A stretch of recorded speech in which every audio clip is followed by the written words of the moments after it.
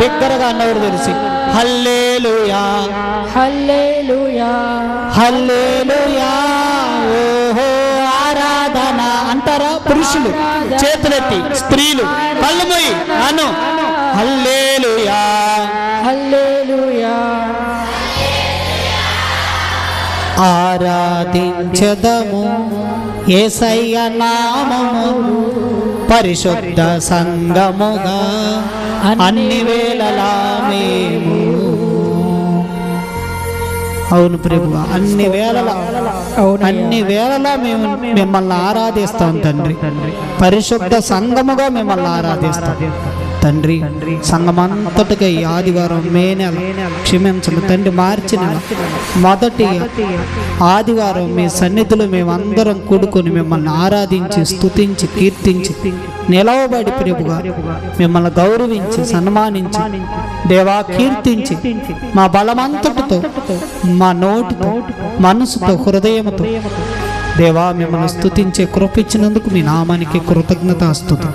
యేసు నామములో ఈ స్తుతులన్నీ కీర్తనలన్నీ మీ పాదాలకి ఈ ఆదివారమున సమర్పిస్తున్నాను తండ్రి. ఆమేన్ అనండి. ఆమేన్. హల్లెలూయా హల్లెలూయా హల్లెలూయా ఆమేన్. అందరం కూర్చుందాం. దేవుడు మిమ్మల్ని మీ కుటుంబాలను దీవించి ఆశీర్వదించునుగాక. ఆమేన్.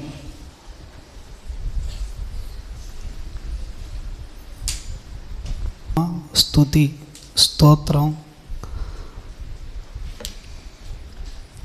దేవుడు మనల్ని మరొక చక్కని నెలలోకి తెచ్చాడు. ఈ నెల అంతా పరీక్షల నెల. ఏ నెల? ఈ నెల అంటే చదువుకునే పిల్లలకి ఎంత భయమో. ఈ ఒక్క నెల పుస్తకాలు పట్టుకొని కూర్చునేవాడిని నేను, టెస్ట్ పేపర్లు పట్టుకొని. స్తోత్రం హల్లెలూయా. కష్టమైన నెల. పరీక్షల గురించి చిన్న ప్రార్థన చేద్దాం. పక్కన వాళ్ళు చేయి పట్టుకోండి.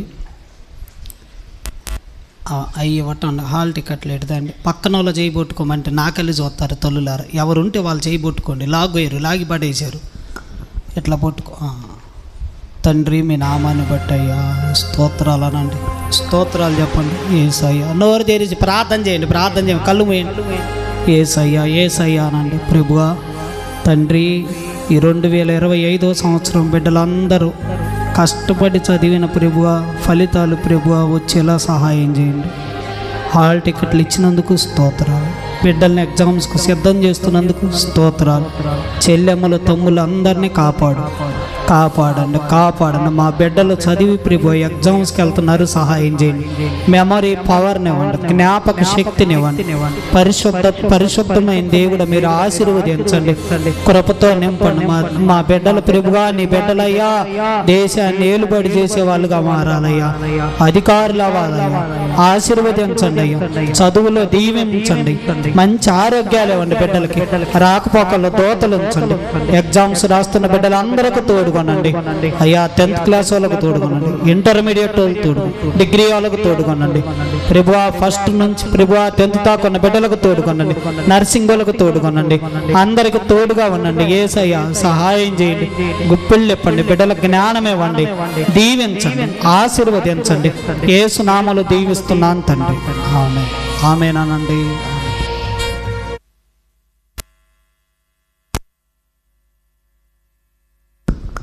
దేవునికి స్తోత్రం. Praise lord. హల్లెలూయా హల్లెలూయా చెబుతారా? హల్లెలూయా.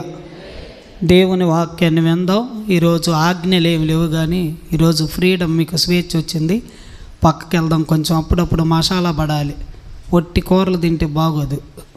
చూడండి, హెబ్రీయులకు రాసిన పత్రిక 13వ అధ్యాయం 16వ వచనం తీసారా?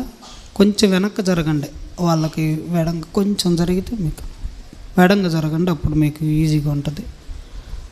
అందరూ బైబిల్ తీయండి, బైబిల్ ఒళ్ళో పెట్టుకోండి. మహిమజ్యోతి దూకేవేంది? బైబిల్ ఒళ్ళో పెట్టుకో. ముందుకురా, ఇటు కొంచెం ముందుకురా. చాటుకు పోయి అప్పుడే ముసలాం అయిపోయావా?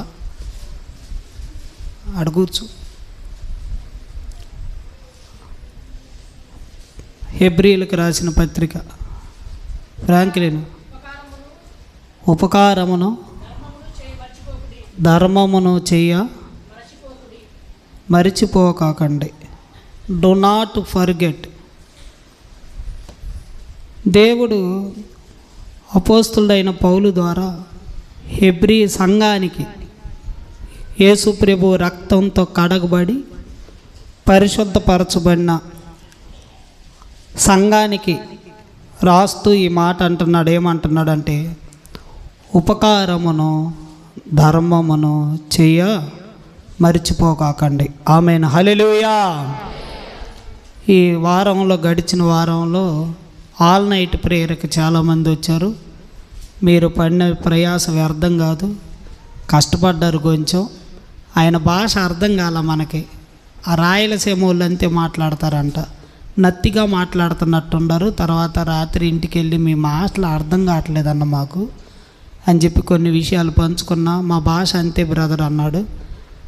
సరే అని చెప్పి ఇంకొంచెం మౌత్ దగ్గర పెట్టుకొని మాట్లాడితే అందరికి వినపడేది, మౌత్ దూరంగా పెట్టుకొని మాట్లాడారని కొన్ని విషయాలు అయ్యగారితో చెప్తే పాస్టర్ గారు అయ్యయ్యో ఎంత పొరపాటు చేశా, నాకు ఇది అలవాటు, ఈ మౌత్ ఎట్లా ఉంటుందిలే చెవుల్లో నుండి పెట్టేది, ఇలాంటి అలవాటు లేవు బ్రదరు, క్షమించండి, అర్థం కాకపోతే మాటలని చెప్పని అన్నాడు. తర్వాత పాస్టర్ల మీటింగ్, నేనైతే అన్నాడు పాస్టర్ల మీటింగ్కి వెళ్ళలా, దేవుని కృపను బట్టి పిలిచిన వెంటనే సంఘానికి పాస్టర్లు చాలామంది వచ్చారు. ఒక 30 మంది 50 మంది లోన 40 మందికి 50 మందికి వచ్చారు. మధ్యలో చక్కగా అదిగో అక్కడ జరిపాము పాస్టర్ల మీటింగు. మంచి వాక్యాన్ని అందించాడు. ఆల్ నైట్ రోజు కొంచెం నేను బాధపడ్డా, కానీ పాస్టర్ల మీటింగ్కి మంచి వాక్యాన్ని దైవ సేవకుడు అందించాడు. వాళ్ళని బలపరిచాడు. వాళ్ళందరూ ఆనందించారు, ఫోన్ చేశారు. ఆ రోజు అంతా చాలా కష్టపడ్డాం. పాస్టర్ వంటలు వండటం, వాళ్ళకు చూసుకోవటం. తర్వాత పాస్టర్ గారు రాయలసీమకి వెళ్ళిపోయాడు. మీ గురించి, సంఘం గురించి అనుదినం మన గురించి ప్రార్థన చేస్తానని చెప్పాడు. మిమ్మల్ని అందరిని అడిగానని చెప్పమన్నాడు. మీ అనుదిన ప్రార్థనలో ఆ సేవకుడు కుటుంబం గురించి కూడా ప్రార్థన చేయండి. రాయలసీమలో 27 ఊర్లకి ఈయన ఒక్కడే అంట చర్చి, సేవ లేదు అక్కడ. ఎన్ని ఊర్లకి? 27 గ్రామాలకి ఈ అన్నదొక్కటే చర్చి. 6 ఎకరాల్లో ఉందంట. 300 మంది వస్తారంట. సేవ లేదు. ప్రార్థన చేయండి మా రాయలసీమ గురించి. మీ గుంటూరు వచ్చినప్పుడు అన్నీ వాల్ పోస్టర్లే, మీటింగులు. మా కళ్ళైతే ఒక్క పోస్టర్ కూడా లేదు పాస్టర్ గారు అని బాధపడుతున్నాడంట. మార్కాపురం నుండి అన్ని పోస్టర్లే ఉన్నాయంట గోళ్ళ మీద, దేవుడి బిడ్డల మీటింగులు. చప్పట్లు కొట్టండి. హల్లెలూయా. రాయలసీమ గురించి ప్రార్థన చేద్దాం. చేయబొట్టుకోండి ప్రభువా, రాయలసీమను రక్షించండి అయ్యా. కడపని, కర్నూలుని, జమ్మలమడని, తిరుపతిని అయ్యా, తిరుపతి ప్రభువా అయ్యా. ఏసయ్యా నోరు తెరువు, నీ ప్రార్థన వ్యర్థం కాదు, నోరు తెరువు. తిరుపతిని రక్షించు, చిత్తూరు జిల్లాను రక్షించు, చిత్తూరుని రక్షించు, రక్షించు, రక్షించు ప్రభువా తండ్రి. కఠినమైన హృదయాలు మార్చాలి. కడపను రక్షించు, కర్నూలు రక్షించు, అనంతపురాన్ని రక్షించు, రక్షించు ప్రభు యేసయ్య, రక్షించు. నెల్లూరుని రక్షించు, రక్షించు ప్రభు. అక్కడ ప్రజల్ని దేవా రక్షించు. అక్కడ ప్రభు అనేక సేవ జరగాలి. మీరే సేవకులను పంపండి అయ్యా, పంపండి అయ్యా దేవా. మీ చేత పంపబడిన సేవకులను వాడుకోండి అయ్యా దేవా, వాడుకోండి. సేవ జరిగించండి, నశించుచున్న ఆత్మను రక్షించండి, సహాయం చేయండి. యేసు నామములో అడుగుతున్నాం తండ్రి. హల్లెలూయా. ఇంకా దేవుడి వాక్యాన్ని విందాం. హెబ్రీయులకు రాసిన పత్రిక 13వ అధ్యాయం 16వ వచనం.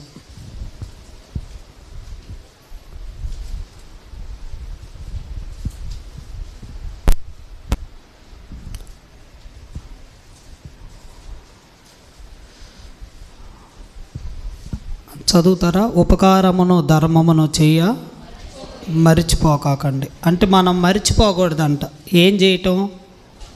ఉపకారం, ధర్మం అనండి.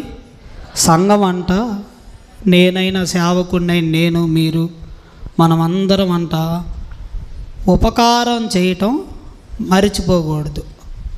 కొంచెం ముందుకు జరుగు నాని, నీ ఎదురున్న పిల్లలు కూడా ఖాళీ ఉంది, వెనకాల వచ్చిన వాళ్ళు సాగరు, పెద్ద సాగరు, కొంచెం దయచేసి ఏమనుకోకుండా ముందుకు రా. స్తోత్రం. కొంచెం మీరు ముందుకు వస్తే ఎవరైనా వెనకాల వస్తే అక్కడ కూర్చుంటారు. వెనకాల ఎవరైనా వచ్చే వాళ్ళు ఉంటే నెట్టి పడే కాకండి. ఈ ఒక్కపూట వాళ్ళకి రానియండి. ఆదివారం కదా, ఇది బల్లారాధన రోజు.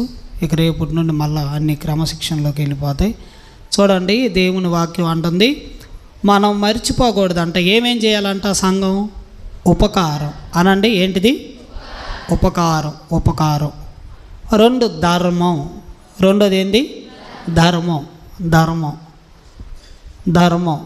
ఈ 2 చేయటం దేవుని బిడ్డలు మర్చిపోకూడదంట. ఉపకారం మర్చిపోకూడదు, ధర్మం మర్చిపోకూడదంట. ఏవేంటి? ఉపకారం, ధర్మం. అందరూ అనండి, ఉపకారం, ధర్మం. ధర్మం. ధర్మం. దేవుడు తన ధర్మాన్ని తాను చక్కగా ఏ లోపం లేకుండా నిర్వర్తిస్తున్నాడు.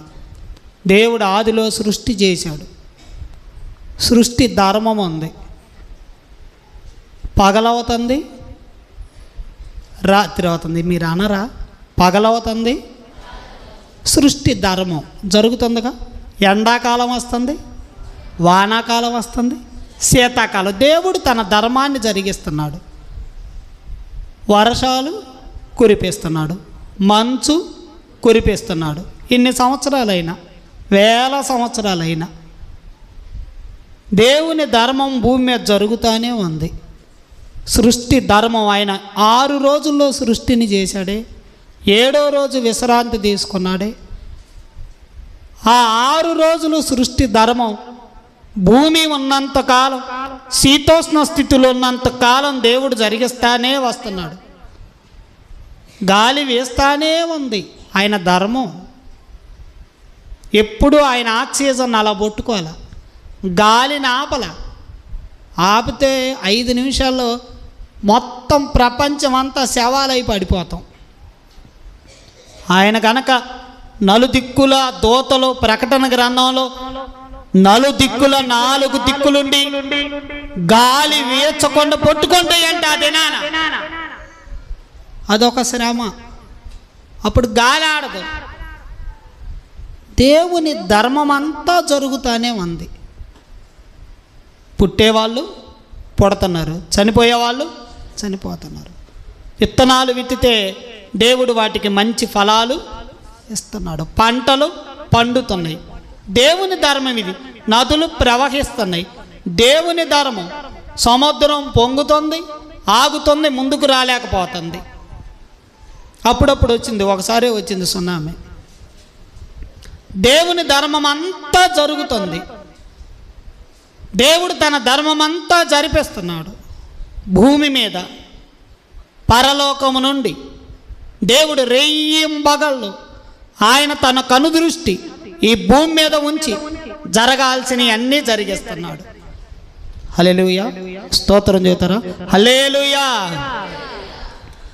అలానే మనం కూడా కొన్ని ధర్మములు ఉన్నాయి. దేవుడు మనకు కొన్ని ధర్మాలు ఇచ్చాడు.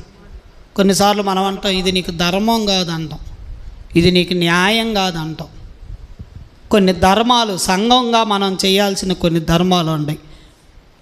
లోకాసు వార్త 1:8. లోకాసు వార్త 1:8 తీయండి.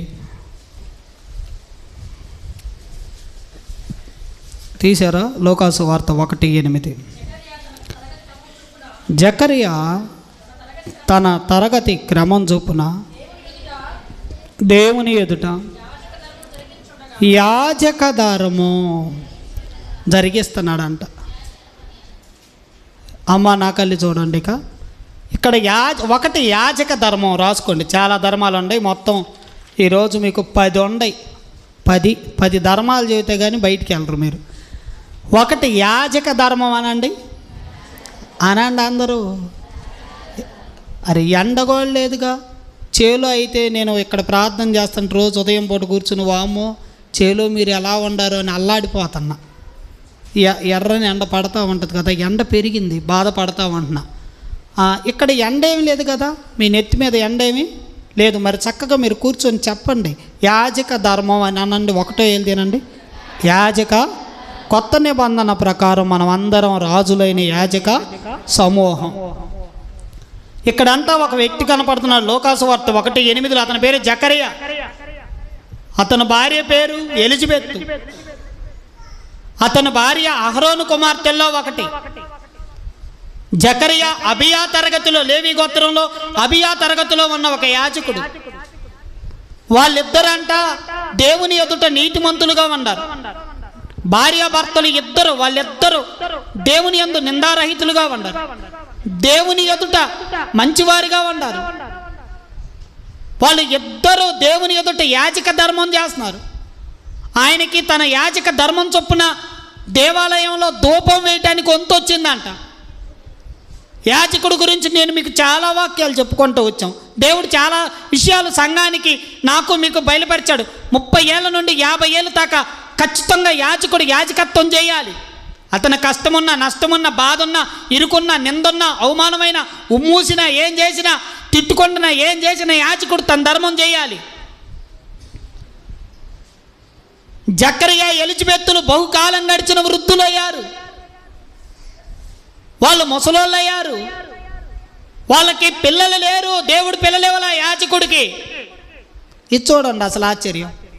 యాజకుడికి పిల్లలు లేరు, అయినా యాజక ధర్మం చేశాడంట.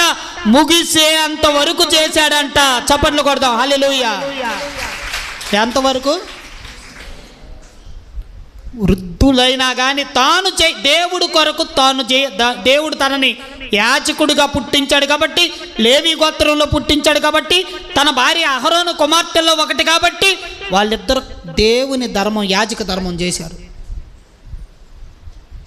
అలానే వంతు వస్తే ఒకరోజు వెళ్ళి దేవునికి ధూపం వేస్తానంటే, ముసలివాడిగా ఉన్నప్పుడు ధూపం వేస్తానంటే దేవదూత ధూప వేదిక కుడివైపు నిల్చుంది. కుడివైపున నిల్చొని జకరియా అని పిలిచింది. భయపడిపోయాడు.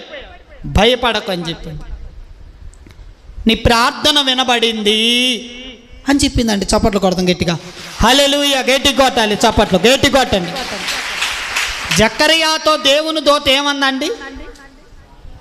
అరే నోరు తెరవరేంది, మీరేంది ఎట్లా ఉండారు? నీ ప్రార్థన, ఋతు మొక్క నోరు తెరవండి, నోరు తెరవండి, తల్లులారా నోరు తెరవండి అన్న. నీ ప్రార్థన, నీ ప్రార్థన ఎన్నేళ్ళు చేశాడో పాపం ఆనందపాలన్న, ఎన్నేళ్ళు చేశాడు. నీ ప్రార్థన వినబడింది. నేను నీకు ఒక కుమారుణ్ణి ఇస్తా. అతడు అనేకులు విధేయులుగా తిప్పుతాడు. అతడు మార్గాన్ని సిద్ధపరుస్తాడు, ప్రభు మార్గాన్ని. అతడు పుట్టింది మొదలుకొని పరిశుద్ధాత్మతో, తల్లి గర్భంలో పుట్టింది మొదలుకొని పరిశుద్ధాత్మతో నిండి ఉంటాడు. అతడు మద్యం తాగడు, అపవిత్రమైంది తినడు. అతడు ఇశ్రాయేలీలో గొప్ప ప్రవక్త అవుతాడు అని చెప్పింది దేవదూత. అతను నమ్మల. ఏంది? దేవదూత వచ్చి చెప్పినా నమ్మరు కొంతమంది. ఏం చేద్దాం? ఇది ఎలాగ జరుగును, మేము బహుకాలం గడిచిన వృద్ధులు ముసలోళ్ళం కదా అని అంటే, దేవుడు అన్నాడు, దేవదూత అనింది, నువ్వు నమ్మలేదు కాబట్టి మౌనివై ఉంటావు అన్నాడు. మాట పడిపోయింది, మాటలు లేవు. బ్యా బ్యా అన్నాడు బయటకు వచ్చి. మోగోడు అయిపోయాడు. నమ్మనోళ్ళు మోగోళ్ళు అవుతారు, నమ్మనోళ్ళు ఏమయ్యారు? మోగోడు. అతని యాజక ధర్మం అంతా నిర్వర్తించి ఇక అతనికి విశ్రాంతి, రిటైర్డ్ అయ్యాడే. రిటైర్డ్ అయినప్పుడు తన భార్యను తీసుకొని యూదా కొండసీమల్లోకి వెళ్ళిపోయాడు, వాళ్ళ గృహాల్లోకి. యూదా కొండసీమల్లో ఉన్నప్పుడు ఆ వృద్ధురాలు ఎలిజబెత్ గర్భవతి అయింది. దేవుని కార్యాలు మనలాగా తొందరపడవు, నాలాగా నీలాగా. దేవుని సమయంలో జరిగిస్తాడు. హల్లెలూయా. చూస్తారా? మీ పిల్లల్ని మీ దగ్గర పెట్టొద్దు, అటు ఇటు తెప్పొద్దు, అక్కడ జాగ్రత్త. ఆడేచ్చొద్దు, బాల్ ఇవ్వద్దు. పిల్లలు ఏడిస్తే బయటికి వెళ్ళండి. అదిగో మా ఇల్లు ఉంది ఎదురు, ఇంట్లో పోయి అయినా పొనుకోండి, నిద్రపోండి, గొడవ చేయకాకండి. ఇంటికి అక్కడికి వెళ్ళిన తర్వాత ఆమె గర్భవతి అయింది. ఆమెకు సిగ్గు వచ్చి అవమానంగా ఉండి ఎంత ముసలాం గర్భవతి అయిందని దాక్కుంది ఎవరికి కనపడకుండా. ఆయన గర్భాన పడిన 6వ నెలలో అదే దేవదూత మరియతో మాట్లాడింది. నజరేత్ అని ఊర్లో యేసు తల్లి అని మరియ దగ్గరికి వచ్చి దయాప్రాప్తురాలా నీకు శుభం అని. ఆమె నమ్మల, నేను కన్యకని, ఇది ఎలా జరగదు, ఇదిగో నీ బంధువు ఎలిజబెత్ గర్భవతి అయింది తన వృద్ధాప్యంలో. నిజమా? పోయి చూడు అంటే అప్పుడు వాళ్ళిద్దరూ ఒకే ఇంట్లో ఉన్నారు 3 నెలలు. తల్లి అయిన మరి ఆ ఇంటికి వెళ్ళినప్పుడు గర్భంలో ఉన్న 6 నెలల శిశువు గంతులేశారంట. యాజక ధర్మం దేవుడు ఇచ్చినా ఇవ్వకపోయినా, మనం కోరింది ఇచ్చినా అనండి, ఇచ్చినా ఇవ్వకపోయినా, మన కోరిక జరిగినా జరగకపోయినా నువ్వు చేయాల్సింది, నేను చేయాల్సిన ధర్మం చెయ్యాలి. యాజక ధర్మం చెయ్యాలి. యాజక ధర్మం జకరియా ఎలిజబెత్ చేశారు. అందుకే దేవుడు అతను పుట్టినప్పుడు ఆశ్చర్యపోయారు యోధా కొండసీమల్లో అందరూ. ఆ పుట్టిన 8వ రోజు సున్నతి చేస్తారు యూదుల ధర్మం. సున్నతి చేసేటప్పుడు పేరేం పెట్టాలంటే యోహాను అని అంటే, జకర్యాని అడగమంటే జకర్యా దగ్గర పలక తెస్తారు. పలక మీద యోహాను అని రాస్తాడు. మీ చుట్టాల్లో బంధువుల్లో నెలవైన వారిలో ఈ పేరు ఎవరికి లేదే అంటే దేవత చెప్పింది యోహానని. యోహానని ఎప్పుడు రాశాడు అతను మోగతనం పోయి మరలా మాట వచ్చింది ఆ పేరు పెట్టినప్పుడు. చప్పట్లు కొడతాం, హల్లెలూయా హల్లెలూయా. కొంతమంది పేర్లు ఏ పేరు పెడితే అది పేరు పెడతారు. అట్లాగా దేవునికి పెట్టిన పేరు పెట్టుకో. దేవునికి ఏ పేరు పెడితే, నాకు ఒక సేవకుడు పెట్టాడు జాన్ వెస్లీ అని, ఇప్పటికి కూడా ఆధార్ కార్డు, రేషన్ కార్డు అన్నిట్లో జాన్ వెస్లీ అని ఉంది. దేవుడు నాకు పెట్టిన పేరే పెట్టుకున్నా. దేవుడు నీకు పెట్టిన పేరు నీ మీద ఉంచుకో. ప్రియమైన దేవుని యాజక ధర్మం. యాజక ధర్మం ఏంది? 2వ దినవృత్తాంతాలు 7:5 యాజకులు దేవునికి సేవ చేయాలి, అది వాళ్ళ ధర్మం. దేవుని సేవ చేయటం ధర్మం యాజకులు. 2వ దినవృత్తాంతాలు 29:11 చదవండి. 2వ దినవృత్తాంతాలు రాజుల తర్వాత ఉండదు, సమూయేలు, రాజులు, దినవృత్తాంతాలు, 2వ దినవృత్తాంతాలు 29:11 తీశారా? ఎవరికన్నా కనపడిందా? నా కుమారులారా, మీరు పరిచారకులయ్యుండి. అదిగో యాజక ధర్మం ఏంటంటే ధూపం వేయుటకును, దేవుని సన్నిధిలో నిలబడుటకును, దేవుని ప్రత్యక్షపు గుడారంలో పరిచర్య, దేవుడి మందిరంలో పరిచర్య చేయుటకును యెహోవా మిమ్మల్ని ఏర్పరచుకున్నాను గనక మీరు అశ్రద్ధ చేయకండి. డు నాట్ నెగ్లెక్ట్, అశ్రద్ధ చేయొద్దు. హల్లెలూయా. యాజక ధర్మం ఏంటంటే దేవుడు వాళ్ళని ఏర్పరచుకున్నాడు కాబట్టి యాజకుల్ని, సేవకుల్ని వాళ్ళు ధూపం వేయటానికి అశ్రద్ధ చేయకూడదు, ప్రార్థన చేయటానికి, దేవుని సన్నిధిలో నిలబడటానికి అశ్రద్ధ చేయకూడదు, దేవునికి పరిచర్య చేయటానికి అశ్రద్ధ చేయకూడదు. చాలామంది వాక్యం చదవటానికి అశ్రద్ధ. మనల్ని దేవుడు తన బిడ్డలకు ఎన్నుకున్నాడు. వాక్యం చదవటానికి ఏం చేస్తారు? వారానికి, మా పిల్లలు లేదు స్టార్ట్ చేశారు. ఈసారి ఈ క్యాలెండర్ ఎందుకు తీశానంటే, నేను ఆ క్యాలెండర్ మధ్యలో వాక్యాన్ని సంవత్సరంలో ఎలా చదవాలి అని ఉంది. కాస్త సంఘ బిడ్డలు రోజుకు ఒక 5 అధ్యాయాలు 3 అధ్యాయాలు చదివితే సంవత్సరంలో 365 రోజుల్లో బైబిల్ కంప్లీట్ అయిద్దని ఇచ్చా మీకు ఆ క్యాలెండర్. మా పిల్లలు టీచర్ జనవరి నెలలో చదివేద్దాం అనుకున్నారు, 10 రోజులు చదివారు. ఇక ఇద్దరు మాట్లాడుకుంటున్నారు జీవనార్పణ. మా జీవన ఆడ 10 అధ్యాయులు ఉంది, మనం 10 అధ్యాయులు చదివి ఆడ 30 ఉండయి, 40 ఉండయి, 50 ఉండయి, ఇక చదవలేములేని పడేశారు ఆడ ఫస్ట్ నెలలోనే. బైబిల్ చదవటం అశ్రద్ధ చేయొద్దు, ప్రార్థన చేయటం అశ్రద్ధ చేయొద్దు. ఈ రెండిటికంటే విలువైన పని లేదు మనకి. దేవుని సన్నిధిలో నిలబడటానికి, నిలిచి ఉండటానికి అశ్రద్ధ చేయొద్దు. అది నీ ధర్మం, నా ధర్మం, మనం చేయాల్సింది. కష్టమైన, బాధైన, అప్పులున్నా, సమస్యలున్నా, రోగమున్నా, వ్యాధి ఉన్నా, అనుకున్నది జరగపోయినా, ఏదేమైనా దేవుని బిడ్డలారా మనం నెగ్లెక్ట్ చేయకూడదు. చాలామంది లేచి కూడా వాక్యం చదవరు, నిద్రపోయేటప్పుడన్నా వాక్యం చదవరు, ప్రార్థన చేయరు. దేవుడు అన్నాడు, నా కుమారులారా, దేవుడు మిమ్మల్ని ఏర్పరచుకున్నాడు ఎందుకని? మీరు అశ్రద్ధ చేయొద్దు, మీకు యాజక ధర్మం చేయాలి. మీరు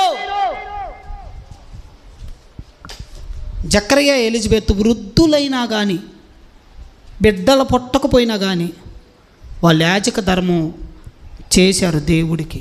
అందుకని దేవుడు వాళ్ళని ఆశీర్వదించాడు.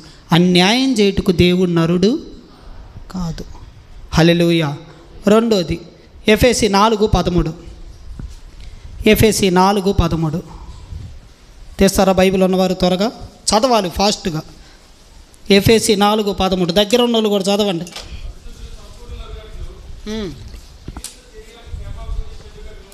పరిశుద్ధులు సంపూర్ణులు అవ్వాలంట. పరిశుద్ధులు అయితేనే సరిపోదు, వాళ్ళు సంపూర్ణులు అవ్వాలంట. సంఘము క్రీస్తు శరీరం అంటే ఇదిగో సంఘం. సంఘం క్షేమాభివృద్ధి చెందాలంట. పరిచర్య ధర్మం జరగాలంట. ఆగండి, ఏ ధర్మం? ఏ ధర్మం? పరిచర్య ధర్మం. 3 జరగాలి సంఘంలో. పరిశుద్ధులు, మనం ఇప్పుడు యేసు రక్తంతో కడగబడి పరిశుద్ధులు అయ్యాం కదా, మనం సంపూర్ణులు అవ్వాలి.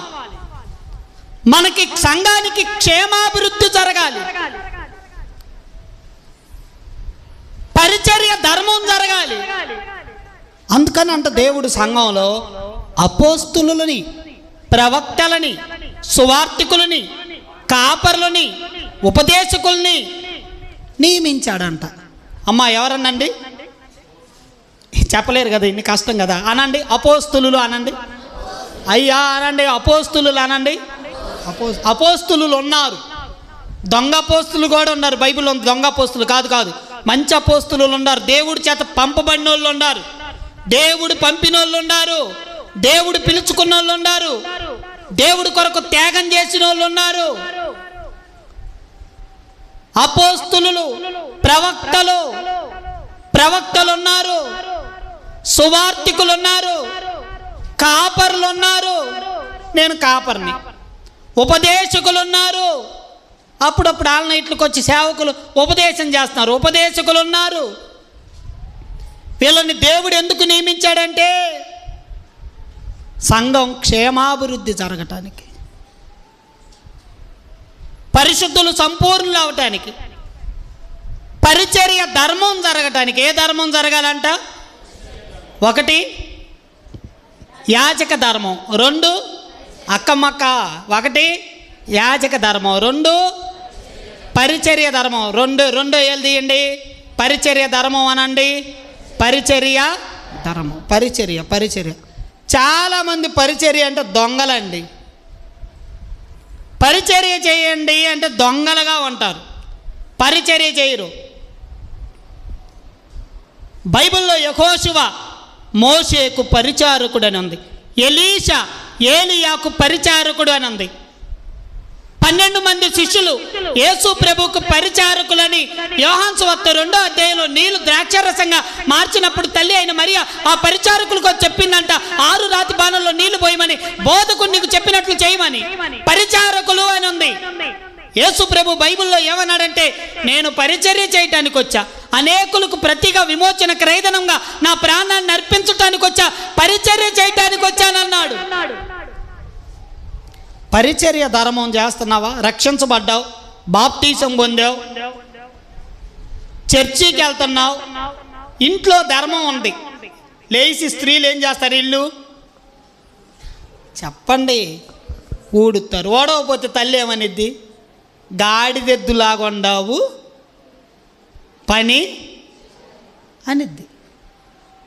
అరే ఒక బిందె నీళ్ళు తేరా అంటే తేకపోతే ఏమంటాడు తండ్రి? ఏరా గాడిదెద్దులాగా ఉండవు ఒక బిందె, మినరల్ వాటర్ కూడా తేలేవా, బైక్ వేసుకొని ఎదురు పెట్టుకొని గాడిదెద్దా అని తల్లిదండ్రులు అంటారు. నేను కాదు. ఇంట్లో ఓడవకపోతే గాడిదెద్దులాగా ఉండవు, అంట్లు దోమలేవా, బట్టలు ఎందుకు అవన్నీ చేయాలి? నేను ఎందుకు చేయాలంటే ధర్మం, ఇంటి ధర్మం.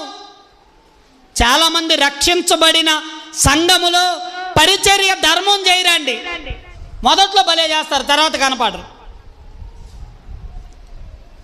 పరిచర్య ధర్మం చేయాలి. ఎందుకంటే నేను నా సొత్తు కాదు, దేవుడి సొత్తు.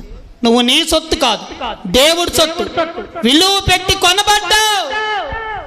పెత్తనం చేయమంటే ఏం చేస్తాడు? నేను 17 ఏళ్ళు అయింది సేవ ప్రారంభించి. 15 ఏళ్ళు తలెంట్రుకలన్నీ ఊడిపోయినాయి సగం. ఎందుకంటే ప్రతి ఆమె నేనే వంట చేస్తానని గెరిటి పట్టుకునిద్ది, నేనే వంట చేస్తానని. మీరు చూడండి ఏం కాలేదు. హల్లెలూయా. చర్చి ఓడవటం పరిచర్య కాదా?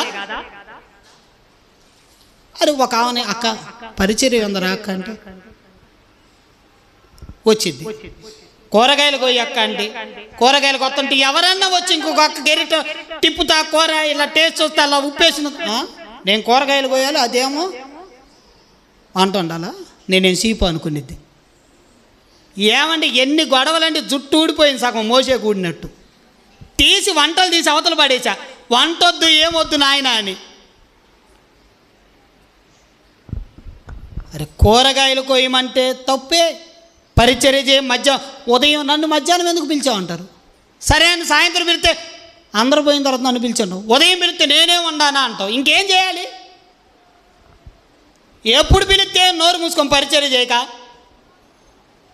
నిన్న పిలవలేదు ఈరోజు పిలుస్తున్నాడు ఏంటంటే ఇంక నేనేం చేశాను? పరిచర్య చేసే వాళ్ళకి ఎప్పుడు పిలిస్తేనేమి, ఏ పని అప్పగిస్తేనేమి? ఏమి ఏలియా చేతుల మీద నీళ్లు పోయటం తక్కువ పనేగా? అమ్మా నా కళ్ళు చూడండి. ఏలియా చేతుల మీద ఏం పోసాడు? బైబిల్లో ఉందా మాట. ఇక్కడ ఎవరన్నా యెహోవా ప్రవక్త ఉన్నాడంటే ఉన్నాడయ్యా. ఏలియా చేతుల మీద నీళ్లు పోసిన ఒక ప్రవక్త ఉన్నాడు. అది గొప్ప పనే?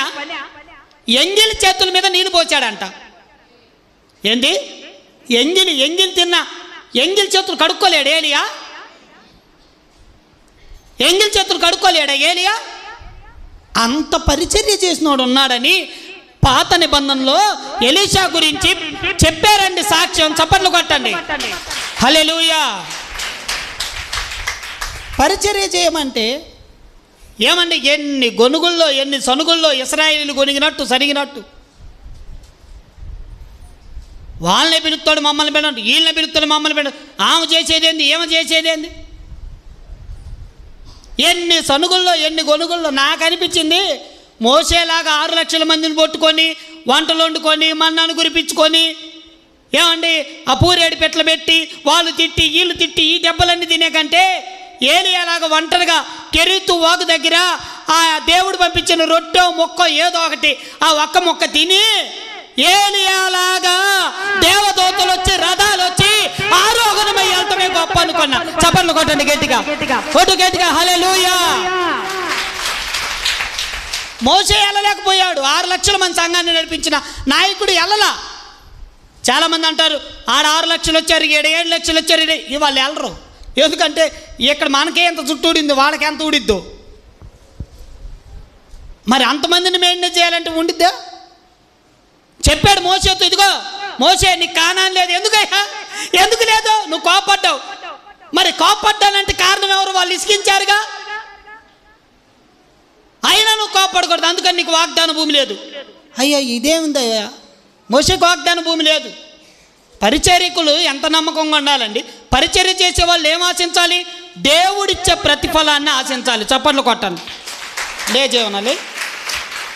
పరిచర్య చేసేవాడు ఇట్రా అన్నం పెట్టిన చేత్తో ఆడపిల్లని ఆశిస్తాడా? ఆడ తిరిగమ్మా బిడ్డలను ఆశించవచ్చు ఆడపిల్లల్ని. సేవకుడు కూతురు ఏమైంది సంఘానికి? చాలామందికి ఏం మాట్లాడతారో తెలియదండి. నిలబడి ఈ చిన్నవారిలో ఒక్కడిని చేర్చుకోకపోతే నన్ను చేర్చుకోనట్టే అని దేవుడు అన్నాడు. ఈ చిన్నదానిలో సేవకుడు నేను శిష్యుణ్ణి. నా బిడ్డ ఎవరో సంఘానికి సేవకుడు కూతురు, నీ కూతురు అయితే చాలామందికి ఎందుకంటే అంత కోపం. అరే పాస్టర్ గారు అందరిని బాగొట్టుకున్నాడు, మరి అందరిని నా బిడ్డను ఎట్లా ఇవ్వాలా? సిగ్గు లేదా? 13 ఏళ్ళు బిడ్డని కోరటం. కూర్చోబో. పరిచర్య అంటే ఏందనుకున్నావు? పరిచర్య ధర్మం అంటే పవిత్రంగా చేసేది, పరిశుద్ధులై చేసేది. పరిచర్య ధర్మం విలువ తెలుసా నీకు? అన్నం పెట్టేది అమ్మ అండి. అమ్మ చేతిని పట్టుకునేది ఎవరో? సైతానాడా? సైతాన్ దానా. పాస్టర్ గారు కోపమని తిడతారే కానీ నేనేం చేయాలేక? మొదటి తిమోతి 3:11 3:11 అటువలే పరిచర్య చేసే స్త్రీలంట, పరిచర్య చేస్తారు స్త్రీలు సంఘంలో. వాళ్ళు ఎలా ఉండాలంటే మాన్యులై, కొండాలు. ఏందండి స్త్రీలు పరిచర్య చేసే వాళ్ళకి సాడీలు చెప్పే గుణం ఉండకూడదు. సేవకుడి ఇంట్లో విషయాలు, పొలాల్లో, ఆటోల్లో, పనుల దగ్గర, ఉద్యోగాల్లో నీకెందుకమ్మా? కొండేలు నీకెందుకు తల్లి? కొండేలు నీకెందుకయ్యా? కొండేలు చెప్పేదేంది? ఆ ఇంటికి వెళ్ళి పరిచర్య చేసే వాళ్ళు కొండేలు చెప్పకూడదు. చదువు, మితానుభవం అంటే మితంగా ఉండాలి. పరిచర్య చేసే వాళ్ళు ఎలా ఉండాలి? గంగిరెద్దుల్లాగా ఉండకూడదు, ఆర్భాటంగా. మితంగా ఉండాలి, లిమిట్ ఉంటుంది పరిచర్య చేసే వాళ్ళకి. తర్వాత అన్ని విషయాల్లో, ఏ విషయాల్లో? ఇదిగో ఇక్కడ సౌండ్ సిస్టమ్ దగ్గర పెడితే అది నమ్మకంగా ఉండాలి. బియ్యం దగ్గర పెడితే నమ్మకంగా ఉండాలి. కూరగాయల దగ్గర పెడితే నమ్మకంగా ఉండాలి. సేవకుడి ఇంట్లో పెడితే నమ్మకంగా ఉండాలి. ఆడపిల్లల దగ్గర పెడితే నమ్మకంగా ఉండాలి. మగపిల్లల దగ్గర పెడితే నమ్మకంగా ఉండాలి. చర్చిలో పెడితే నమ్మకంగా ఉండాలి. ఏమి నేను లేనా మీ ఇళ్లలో 15 ఏళ్ళగా? మీరు సాక్షులు కాదా నాకు? నమ్మకంగా లేనా ఆలేటోళ్ళ ఇళ్లలో, తేరాలో ఇళ్లలో? ఇప్పుడున్న గూడెం వాళ్ళ ఇళ్లలో నమ్మకంగా లేనా? మీ కుటుంబాల్లో ఎలా ఉండా నేను? మాచర్ల సంఘ బిడ్డలారా, మీ ఇళ్లలో నేను నమ్మకంగా ఉన్నా. నా భార్య మీ ఇళ్లలో నమ్మకంగా ఉంది. పరిచర్య చేసేవాళ్ళు నమ్మకంగా ఉండాలండి. ఎలా ఉండాలి చెప్పి? ఎలా ఉండాలి? నమ్మకంగా ఉండాలి. నమ్మకంగా ఉండాలి పరిచర్య చేసేవాళ్ళు. నమ్మకంగా ఉంటే నమ్మకమైన వాడికి ఏ దీవెనలో? మెండైన దీవెనలో. ఏదో పాత రోజుల్లో ఉంటాయి, మీకు ఏడాడో ఉంటాయి అలవాట్లు, అవి తీసుకొచ్చి సంఘాల్లో పూయకూడదు. పాత అలవాట్లు తేకూడదు సంఘంలోకి. సంఘం పరిశుద్ధమైనది. చప్పట్లు కొట్టండి గట్టిగా, హల్లెలూయా. పరిచర్య చేసే వాళ్ళకి గర్వం ఉండకూడదు, అహంకారం ఉండకూడదు, పొగరు ఉండకూడదు, హెచ్చింపు ఉండకూడదు. తగ్గించుకోవాలి, ఉమ్మూసినా తుడుచుకోవాలి. మా సేవకులు మమ్మల్ని కొట్టారు మా సేవకులు మమ్మల్ని ఎన్నోసార్లు కొట్టారు, నిలబెట్టారు ఎండల్లో, రానీలేదు ఒక్కొక్క చోటకి. అయినా చేతులు కట్టుకొని, అయ్యా తప్పైతే క్షమించయ్యా, అయ్యగారండి నన్ను నెట్టేయొద్దండి అని బతిమలాడుకొని ఆడే కూర్చున్నాం. కొట్టినా పరిచర్య చేసే వాళ్ళకి నమ్మకం ఉండాలి. ఏముండాలి అక్క? చెప్పండి, ఏముండాలి? నమ్మకం ఉండాలి. నమ్మకంగా ఉండాలి పరిచర్య చేసేవాళ్ళు. చదవండి. అటువలేనే పరిచారకులు అంటే పురుషులు, పరిచారకులు ఒకే భార్య ఉండాలంట. ఆగండి, ఏంది? పరిచర్య చేసేవాడికి ఒకే భార్య ఉండాలి సంఘంలో. సంఘంలో ఒకే భార్య అంటే ఇంటి దగ్గర ఇంకొక భార్య అనుకునేరు. అట్లా కాదు నేను అనేది. ఒక భార్యతోనే ఉండాలి అతను. పరిచారకుడికే ఒక భార్య ఉండాలి. మరి సేవకుడికి? పరిచర్య చేసేవాడు ఒకే భార్య, ఒకే భర్త ఉండాలి పరిచర్య చేసే వాళ్ళకి. వద్దక్క, తప్పక్క, పిల్లలు ఎదిగారక్క అంటే నువ్వేం నాకు చెప్పేదాన్ని? నేనేం చేశానేక? ఎందుకు నేను ఉంది? పరిచర్య చేసే వాళ్ళకి హెచ్చరిక వినాలి, బుద్ధి చెబితే లోబడాలి, సరి చేసుకోవాలి. చూడండి, తమ పిల్లలను, ఇంటి వారిని, పిల్లల్ని ఇంటిని ఏలాలి పరిచర్య చేసేవాళ్ళు. పిల్లలు సినిమాకి వెళ్దామంటే సినిమాకి వెళ్ళటం కాదు, పిల్లలు ముందు తెమ్మంటే ముందు తేయటం కాదు, సారాలు తీసుకొచ్చి అమ్మటం కాదు. పరిచర్య చేసేవాళ్ళు ఇళ్లలో సీసాలు పెట్టి అమ్మటం కాదు. పరిచర్య చేసేవాళ్ళు మంచి పనులేనయ్యి. దేవుడు నీకు ఇచ్చిన విలువైన పరిచర్య నువ్వు పోగొట్టుకున్నావు. పిల్లల్ని, ఇంటి వారిని ఏలాలి పరిశుద్ధత కొరకు. చదవండి. పరిచారకులయ్యండి. బాగా మంచి పరిచారకుడు అయి నెరవేరిస్తే దేవుడు నీకు మంచి పదవి ఇస్తాడంట. దేవుడు ఇస్తాడు. చప్పట్లు కొట్టండి గట్టిగా. హల్లెలూయా చెప్పండి. హల్లెలూయా, హల్లెలూయా. అంతేగా నీ పరిచర్య చేస్తుంటే అక్క తప్పక్క, ఇట్లా చేయకూడదక్క, ఇట్లా వద్దన్నా, ఇది తప్పన్న అంటే నువ్వు లేకపోతే 100 చర్చీలు ఉన్నాయి అంటే ఇంక నేనేం చేశాను? పరిచర్య చేసే వాళ్ళకి పరిశుద్ధత ఉండాలి. ఏముండాలి? సరి చేసుకునే మనసు అన్న ఉండాలి. సరి చేసుకోవాలి. ఒకటి ఏ ధర్మం, 2 మరి దేవుడు నీకు ఇచ్చిన పరిచర్య నువ్వు చేస్తున్నావా? దేవుడు నాకు ఇచ్చిన పరిచర్య నేను చేసుకుంటున్నాను. నీకు సంఘం క్షేమంగా ఉండాలంటే, అభివృద్ధి చెందాలంటే, సంపూర్ణులు అవ్వాలంటే మనం పరిచర్య చేయాలి. పరిచర్య అంటే తప్పించుకొని పారిపోతే ఏం చేసాం? పిలుపుతారేమని తలుపులు వేసుకుంటే ఏం చేసాం? కట్టలు వేసుకుంటే ఏం చేసాం? దాచుకుంటే ఒకే జీవితం అండి మనకుంది దేవుడి కొరకు ఖర్చు అవటానికి, ఇక తర్వాత లేదు. మోయలేని భారాలేం పెట్టరేడా. మాకు తెలుసు ఎవరికి ఎంత భారం పెట్టాలో, ఎవరిని ఎక్కడ పెట్టాలో. ఆమె నీడబెట్టావు, నన్ను నీడబెట్టవంటే నేనేం చెప్పాను? పెట్టిన చోట చేయరాదా నోరు మూసుకొని? స్తోత్రం చేద్దాం. హల్లెలూయా, హల్లెలూయా. 1 యాజక, 2 పరిచర్య ధర్మం, 3 2 కొరింథీ 9:5. కొరింథీయులకు రాసిన పత్రిక 2 కొరింథీ 9:5. నా మదిలోని ఆనందమా, నా ఊహలోని,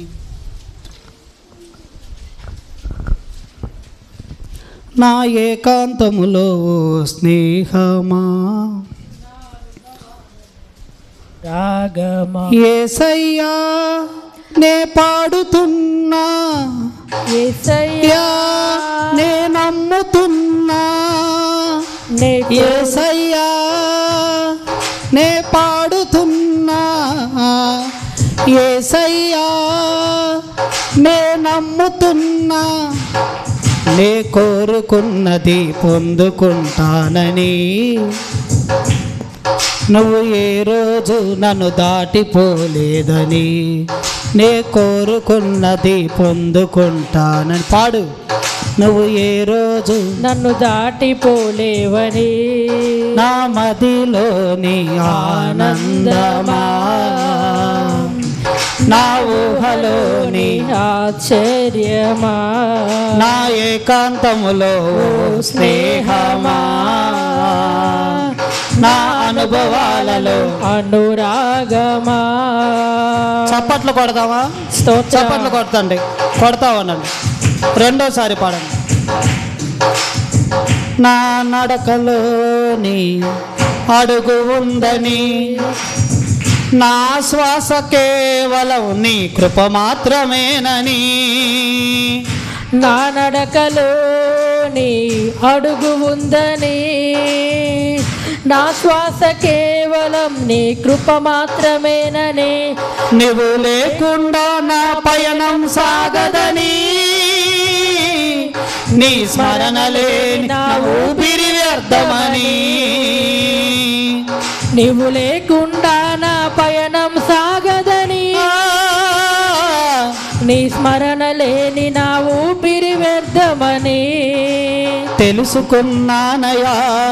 ఇలా నీవే చాలయ్యా, ఈ లోకం వద్దయ్యా, నిన్నే వెంబడిస్తానయ్యా. యేసయ్యా ఎన్ని తరాలకైనా, యేసయ్యా మా స్థితులేమైనా, యేసయ్యా ఎన్ని తరాలకైనా, యేసయ్యా మా స్థితులేమైనా, మాట తప్పేవాడవు కానే కాదయ్యా, నిన్ను కలిగిన హృదయం పదిలం యేసయ్యా. మాట తప్పే దేవుడు కానే కావయ్యా, నిన్ను కలిగిన హృదయం పదిలం యేసయ్యా. నా మదిలోని ఆనందమా, నా ఊహలోని ఆశ్చర్యమా, నా ఏకాంతములో ఓ స్నేహమా, నా అనుభవాలలో అనురాగమా. అందరూ యేసయ్యా, ఎన్ని తరాలకైనా యేసయ్యా, మా స్థితులేమైనా యేసయ్యా, ఎన్ని తరాలకైనా యేసయ్యా, మా స్థితులేమైనా మాట తప్పేవాడవు కానే కావయ్యా, నిన్ను కలిగిన హృదయం పదిలం యేసయ్యా. హల్లెలూయా. అందరం చూద్దాం హల్లెలూయా చెప్పండి, రెండు చేతులు ఎత్తండి హల్లెలూయా. ఇంకా రండి వాక్యంలోకి. ఒకటి యాజక ధర్మం నెరవేర్చాలి, రెండు పరిచర్య ధర్మం నెరవేర్చాలి సంఘం, నేను మీరు. మూడు అర్పణ ధర్మం, 2 కొరింథీ 9:5. కావున లోగడ మీరు ఇస్తామని చెబుతారు కొంతమంది.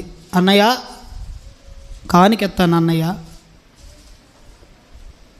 దేవుడికి దశంభాగం ఇస్తాం అన్నయ్య, దేవుడికి అన్నయ్య మొక్కుబడి చెల్లిస్తాం అన్నయ్య, దేవునికి లోగడ చెబుతారు. చెప్పిన దాన్ని చదవండి. ఎలా అమ్మా నా కళ్ళు తెరండి, ఎలా అర్పణ ధర్మం ఎలా? పిసినితనంగా చిల్లర ఏడ దొరికిద్దా? అడుక్కునే వాళ్ళన్న నయం, అడుక్కునేవాడికి 5 రూపాయలు ఇచ్చి చూడండి రోడ్డు మీద.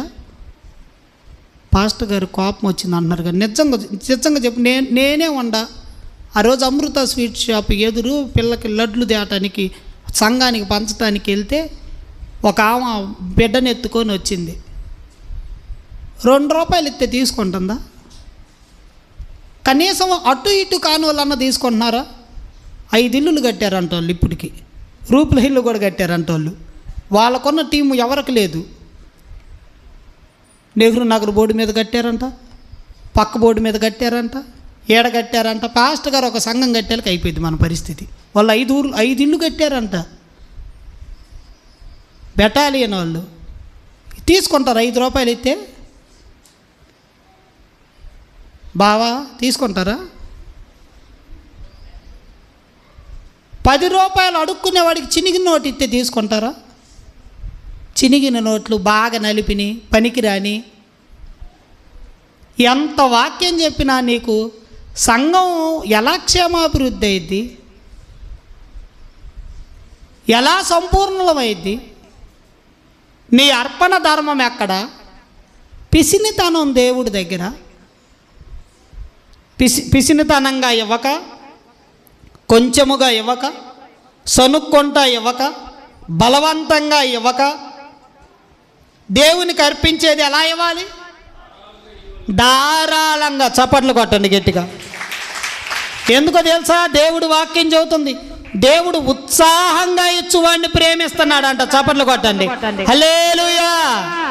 ఎవరినండి? దేవుడు ఎవరిని ప్రేమిస్తున్నాడు? ఉత్సాహంగా, అంటే సంతోషంగా. మీరు కానుక పెట్టి దగ్గరకు వచ్చి పాట పాడి కానుకలు అర్పించేటప్పుడు పాట పాడతాం. ఏం పాట అది?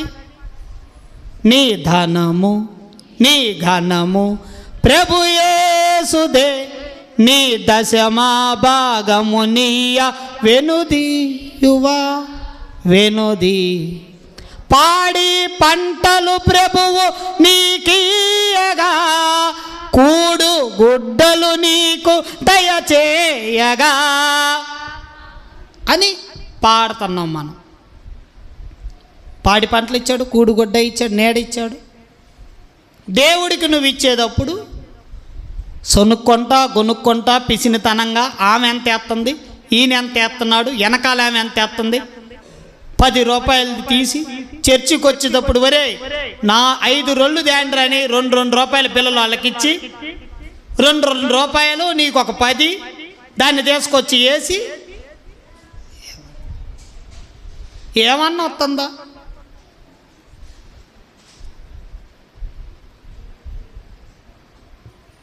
బాగా ఆలోచించి అర్పణ ధర్మం సనుక్కోకూడదు, గొనుక్కోకూడదు. బలవంతంగా ఎవరో నిన్ను బలవంతం పెట్టాల్సిన అవసరం అలా. దేవుడేమో అన్యాయస్తుడు కాదు నీ దగ్గర దోచుకోవటానికి, నా దగ్గర దోచుకోవటానికి, మన దగ్గర దోచుకోవటానికి. దేవుడేమో అన్యాయస్తుడా? దేవుడి పేరిట గిన్నెడు చల్లనీళ్ళు ఇస్తేనే పోగొట్టుకో ఫలం. నువ్వు ఇచ్చిన ఎందుకు పోగొడతాడు? ఆయన రాసి పెడతాడు, నువ్వు రంతలు ఇస్తాడు. 100 రూపాయలు వడ్డీ దేవుడిచ్చేది నీకు నాకు. దేవుడి కొరకు మనం ఇచ్చేదానికి 100 రూపాయలు వడ్డీ ఇస్తాడు ఆయన. 100 అంతలు ఫలం పొందుతారు, ఇహమందు పరమందు 2 జీతాలు ఇస్తాడు. పేతురుతో చెప్పాడు, ఇహమందు 100 రెట్లు ఇస్తా, పరమందు 100 రెట్లు ఇస్తా. ఎవరన్నా 100 రూపాయలు వడ్డీకి ఇస్తారా? 5 రూపాయలు వడ్డీ రావడాక 10 లేదా 2 రూపాయలు 100 అంతలు ఇస్తాడు. అన్యాయం చేయడు. నీ పొట్ట ఏం కొట్టాడు దేవుడు, భయపడకు. ఆయన నీ డబ్బులేమో ఆయన ఏం తీసుకొని ధనవంతుడు కాడు దేవుడు. ఎందుకు అంటే అవన్నీ నిన్ను పరీక్షించటానికి. నువ్వు దేవుడికా సిరికా దాసుడు అని ఆయన నీ నమ్మకత్వాన్ని చూస్తాడు. నీ అర్పణ పరీక్షించబడిద్ది. దహన బలిపీఠం మీద అర్పణ మండిద్ది. బలిపీఠం మీద పెట్టిన అది దహనం అవ్వాలి, అది స్వీకరించబడిద్ది. ప్రియమైన దేవుని బిడ్డలారా, అర్పణ ధర్మం గలతీ 6:6 గలతీ 6:6 త్వరగా తీయండి, 10 ఉన్నాయి. స్తోత్రం. రూతుమ్మక్క అటు ఇటు తిరుగుతున్నాం. హల్లెలూయా. ఆ వాక్యం అంటే వాక్యోపదేశం పొందువాడు ఉపదేశించువాడికి దేంట్లో ఏ పదార్థం చెప్పండి మిగిలిని. అరే ఇక ఇది పనికి రాదు కానీ తెల్లారితే సర్దిపడిద్ది. పాస్టర్ గారు వాళ్ళ ఇంట్లో కొంతమంది ఉంటారు, అడేసిరా పోండిరా. మంచి పదార్థాలన్నిటిలో భాగమియాలి. భాగమియాలి. దేవుడు నీకు ఒక గేదెనే ఇచ్చాడు, పాలు తెచ్చిపోతున్నావు. నీకు ఒక ప్లాంట్నే ఇచ్చాడు, వాటర్ పోతున్నావు. నీకు ఒక కరెంటు పనే ఇచ్చాడు, ఒక బల్బు తెచ్చి పెట్టాలి. నీకు ఒక పెయింట్ పనే ఇచ్చాడు, ఇదిగో ఈ సుందరంగా ఉందంటే మందిరం ఆ పెయింట్ వాళ్ళు చేసింది. దేవుడికి చేయి.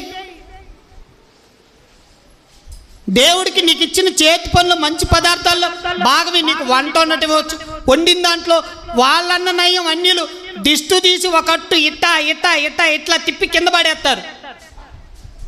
అది నువ్వు కింద పడేయకుండా ఒరే నాయన ఒకళ్ళ కన్న పెడితే సేవకుడి కన్నా పంపి ఆ అట్టు తింటారు, అది కింద పడే కంటే అని అన్న అనుకో. మంచి పదార్థాల్లో భాగం ఏది? అర్పణ ధర్మం చేయాలి. ఆది కాండం నుంచి ఉంది అది. రక్షించబడిన మనం, దేవుడు మన కొరకు తన ప్రాణాన్ని అర్పణగా చేశాడు. నీ చేతుల కష్టార్జితంలో ఆయన నిన్ను దీవించినట్లు ఆశీర్వదించినట్లు నీ మొదట పిసికిన పిండి ముద్దేది? అర్పణ ధర్మం ఏది? ప్రియమైన దేవుని బిడ్డలారా, 3 యాజక ధర్మం, పరిచర్య ధర్మం, అర్పణ. 4 ఎఫెసీ 2:2 మీరు వాటిని చేయొచ్చు. వాయుమండల సంబంధమైన అధిపతిని అనగా అవిధేయులు అయిన వారిని ప్రేరేపించుచు అధిపతిని అనుసరించుచు ఈ ప్రపంచ ధర్మం చొప్పున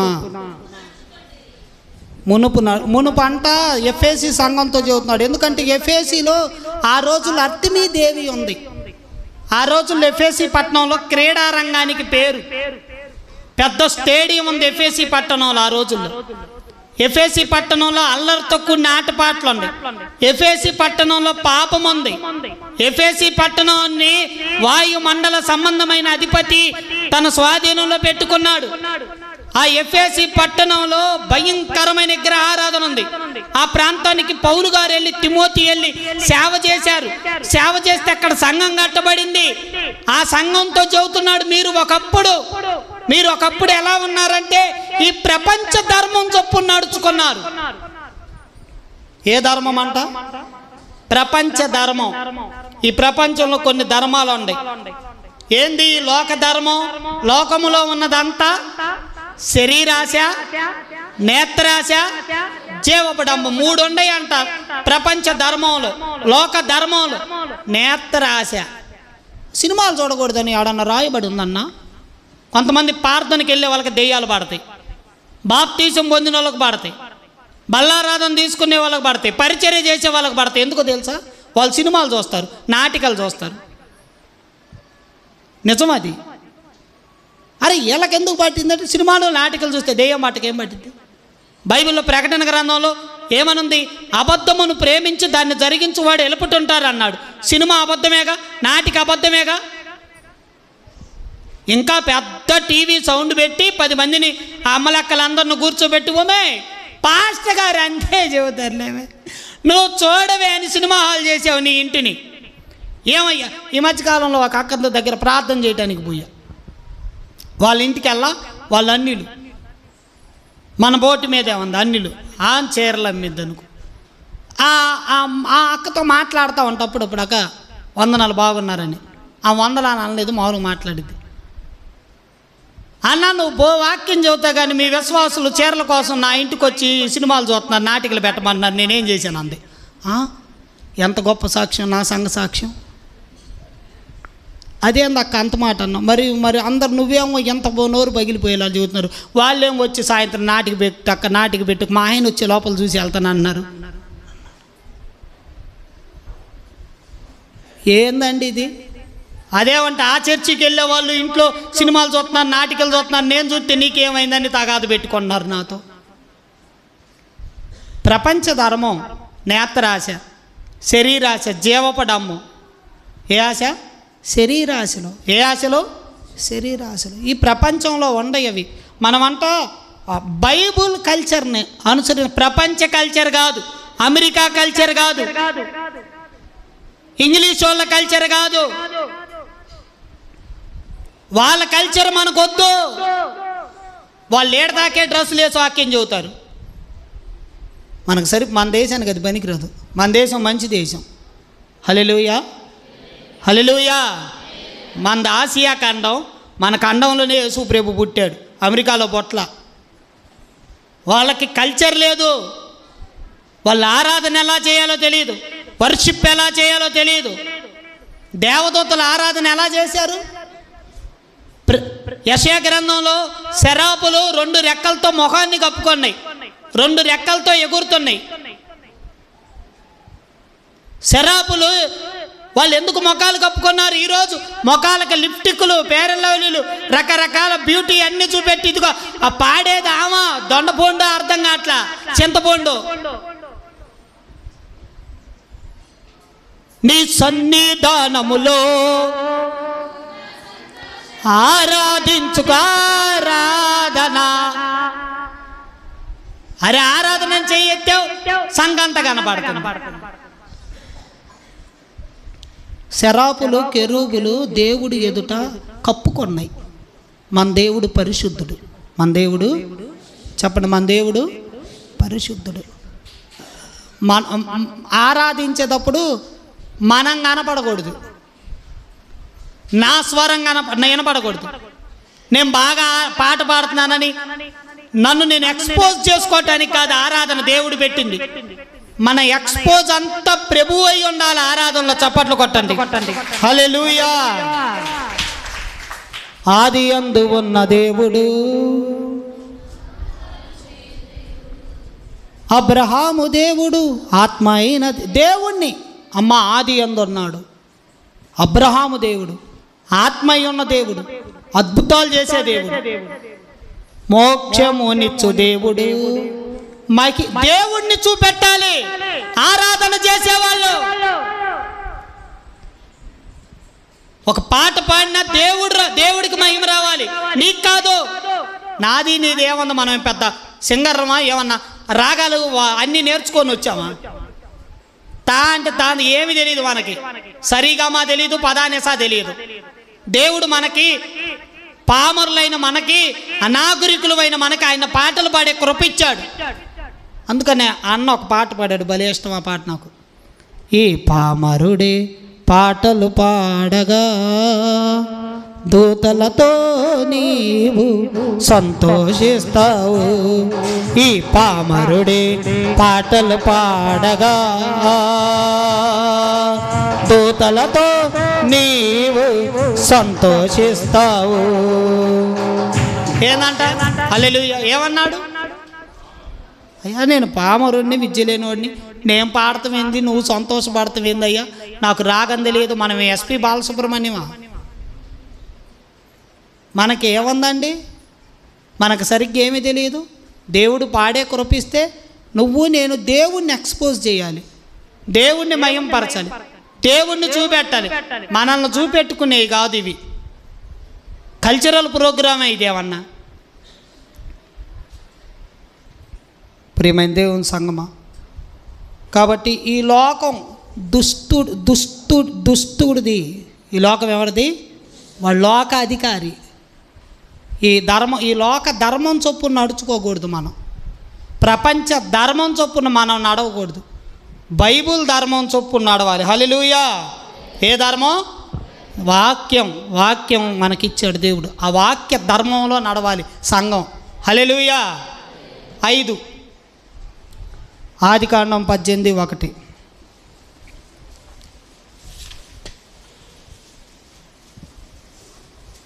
నా మదిలోని ఆనందమా, నా ఊహలోని ఆశ్చర్యమా, నా ఏకాంతములో స్నేహమా, నా అనుభవాలలో అనురాగమా, యేసయ్యా నే పాడుతున్నా, యేసయ్యా నే నమ్ముతున్నా, యేసయ్యా నే పాడుతున్నా, యేసయ్యా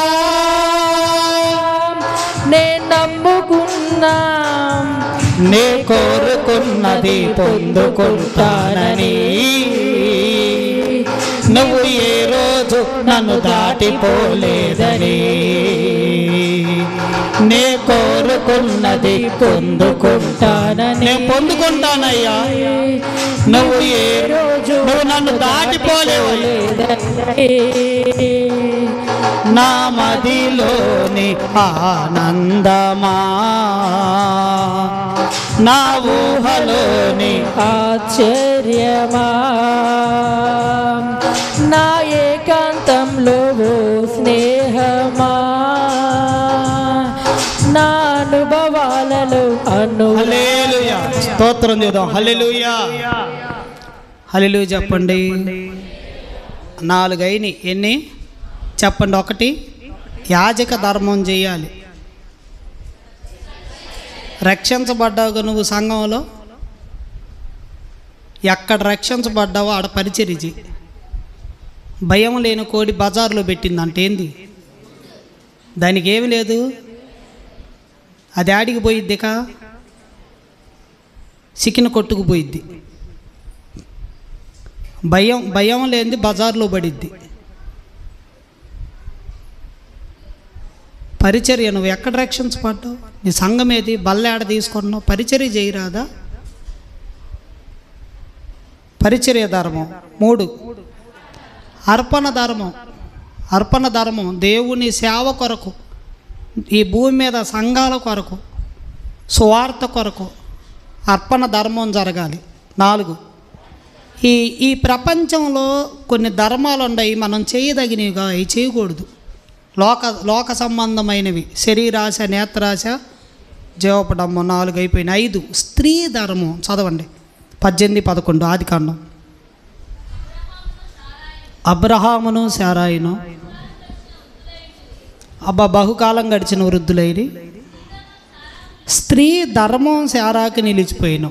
అమ్మా నేను ఒక తండ్రిగా చెబుతున్నా కొన్ని విషయాలు, భయపడకండి, బాధపడకండి.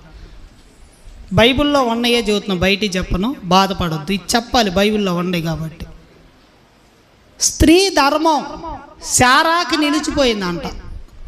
పురుషుడు ధర్మం వేరు, స్త్రీ ధర్మం వేరు. దేవుడు అబ్రాహాముని శారాను పిలిచాడు సేవకి. 75వ ఏట పిలిచాడు. ముసలవాడు సేవకు వచ్చాడు, పిలిచాడని. వచ్చి 25 ఏళ్ళు వాగ్దాన భూమిలో ఉన్నాడు. 100 ఏళ్ళప్పుడు దేవుడు వాగ్దానం చేసినట్టు అబ్రహాంకు కుమారుణ్ణి ఇచ్చాడు శారాకి. ఆ ముందు సంవత్సరం 99వ ఏట దేవదూతలు అబ్రహాం ఇంటికి వచ్చారు. శారా ఆతిథ్యం ఇచ్చింది, వండి పెట్టింది. ఏం చేసింది? 99 ఏళ్ళ వండి పెట్టింది, 20 ఏళ్ళ వండి పెట్టలేదు పాస్టర్ గారికి. సిగ్గు కదా? ఎప్పుడో నెలకోసారో, వారానికి ఒకసారో, సంవత్సరానికి ఒకసారి ప్రార్థన పెట్టుకుంటే 20 ఏళ్ళామా, 18 ఏళ్ళామా, 30 ఏళ్ళామా వండి పెట్టలేకపోతున్నారు. అయ్యో ఆయన వస్తే అన్నం పెట్టాలని. మేము తినేది ఆడ మామూలు చారు, పప్పు చారు, ఒక తాలింపే. మళ్ళా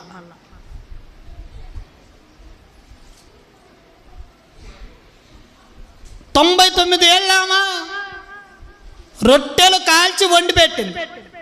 ఎలా నువ్వు ఆశీర్వదించబడతావు? అందుకే మగబెట్టి పుట్టాడు అబ్రహాంకి. చప్పట్లు కొట్టరా? మగబెట్టి పుట్టాడు, మరి ఎవరికి పుట్టాడా? వండి పెట్టింది, పరిగెత్తి వండి పెట్టింది. నాన్ వెజ్ చేసి పెట్టింది, వెన్న చేసి పెట్టింది, రొట్టెలు కాల్చి పెట్టింది, మాంసం ఉడికించి పెట్టింది, నీళ్ళు ఇచ్చింది, ఆకలి తీర్చింది. అప్పుడు తిని దీవించి వెళ్తానంటే దేవుడు అన్నాడు, దేవుడైన యెహోవా అబ్రాహాముతో నీ భార్య అయిన శారా ఆడంటే గుడారంలో ఉందన్నాడు.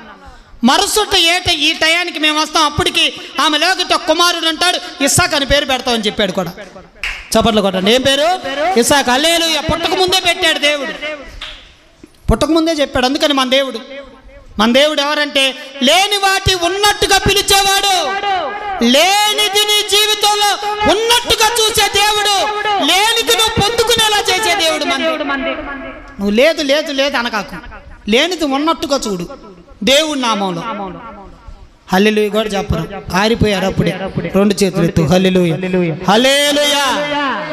ఎప్పుడు వదులుతారా, ఎప్పుడు మొక్క అయిపోయిద్ది అన్నట్టు ఉన్నారు మీరు. హల్లెలూయా. లేనిది ఉన్నట్టుగా చెప్పాడు. చెబితే ఆమె లోన్ నవ్వుకుంది.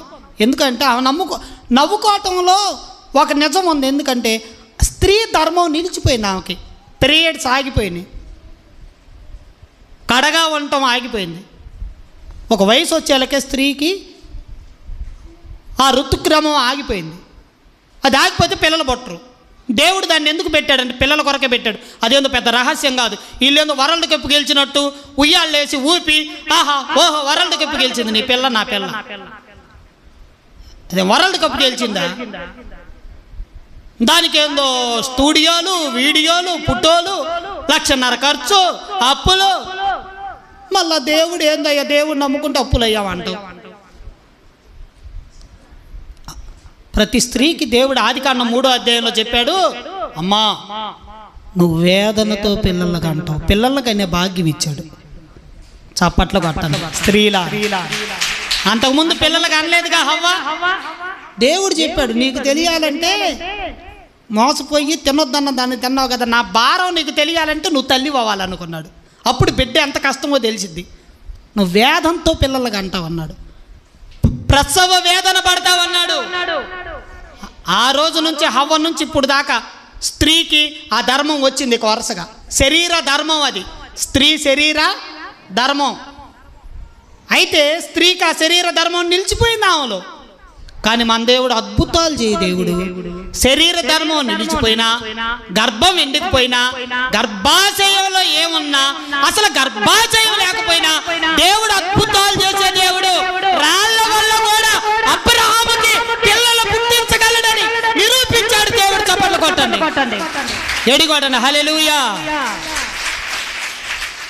నాది నీదే అవిశ్వాసం. నీకు ఎంత చేత అయితే అంత తీసుకోవచ్చు దేవుడి చేతిలోనండి. హల్లెలూయా అనరా?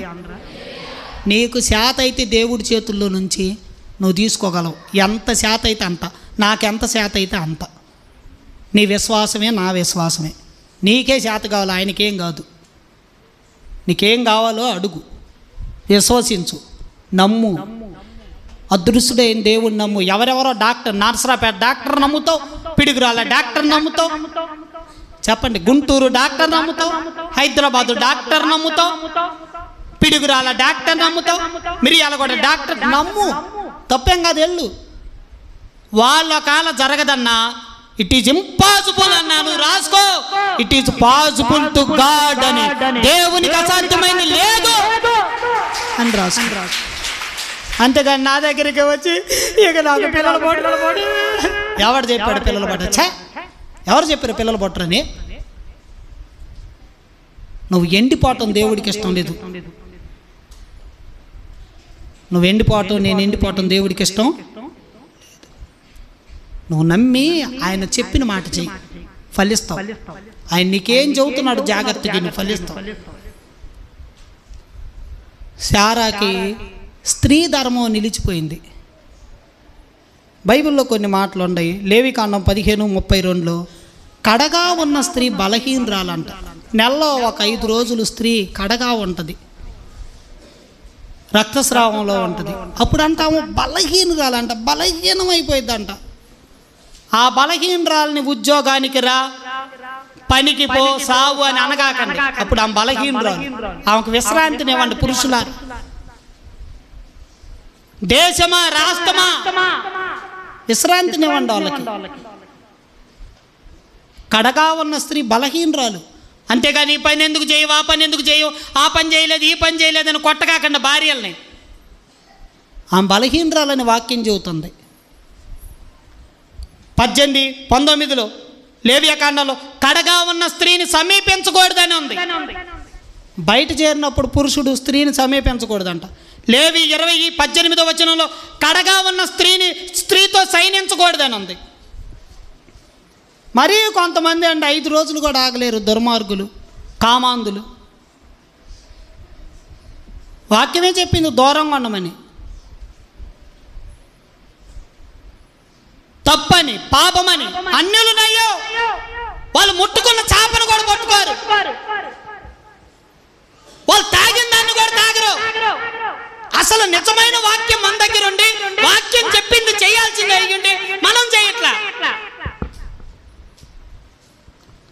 నేను చెప్పిన మాటలు ఇంటికి వెళ్ళి చదువుకోండి. లేవి 15:32 రాసుకోండి, లేవి 18:19 రాసుకోండి, లేవి 20:18 రాసుకోండి.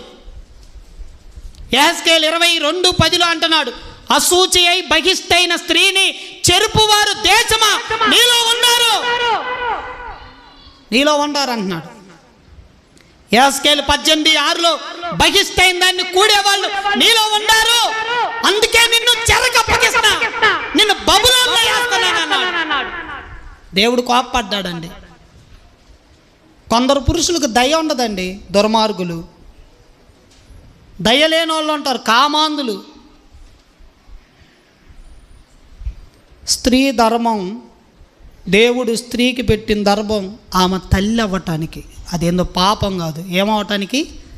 తల్లి అవ్వటానికి. దేవుడు తల్లయ్య భాగ్యాన్ని స్త్రీకి ఇచ్చాడు. కాబట్టి అలాంటి సమయంలో పురుషుడు దూరంగా ఉండాలి, ఆమెను బాధ పెట్టకూడదు. కొంతమంది ఉద్యోగస్తులు కూడా ప్రైవేటుగా పనిచేసే పాపం టీచర్లని వాళ్ళని హింసిస్తారు. ఎందుకు చెయ్యవు? ఏందంట, స్త్రీ పురుషులు లాంటిది కాదు, జాగ్రత్త. స్త్రీ పురుషులు లాంటిది కాదు. 30 రోజులు పని చేయలేదు ఆమె, నెలలో ఒక 5 రోజులు ఆమెకి విశ్రాంతి ఉండాలి.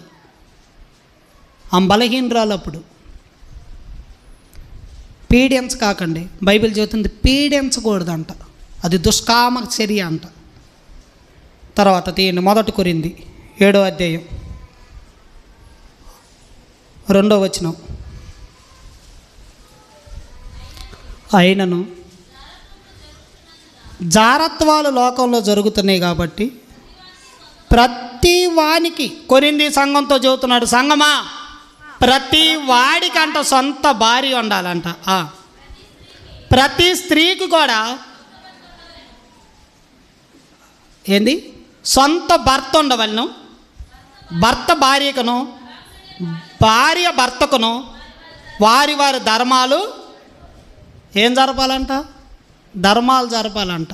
పెళ్ళయిన తర్వాత భర్త భార్యకు ధర్మం జరపాలి, భార్య భర్తకు ధర్మం జరపాలి.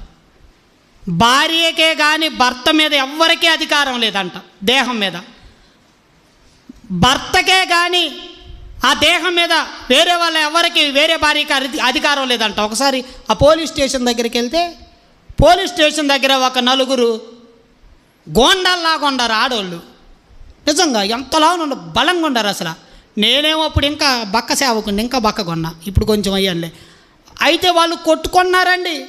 మా ఆయనతో నీకేంది అని భయంకరంగా ఇంగ్లీష్లోకి వెళ్ళి, అరవలోకి వెళ్ళి, తమిళంలోకి వెళ్ళి బూతులు మాట్లాడతా, నా భర్తతో నీకేదే అని చెప్పి భయంకరంగా కొడుతున్నారు ఆమెని నడు రోడ్డు మీద. అత్త కొడుతుంది, మామ కొడుతున్నాడు, భార్య కొడుతున్నారు. ఒక ఆమెను పట్టుకొని ఆమె చుట్టూ చాలా పడుతుంది, జుట్టు పడుతుంది. పోలీస్ స్టేషన్ ఎదురు పోలీసులు వచ్చి కానిస్టేబుల్ లాగుతారా, లాగితే పుట్టోలు తెస్తున్నారు.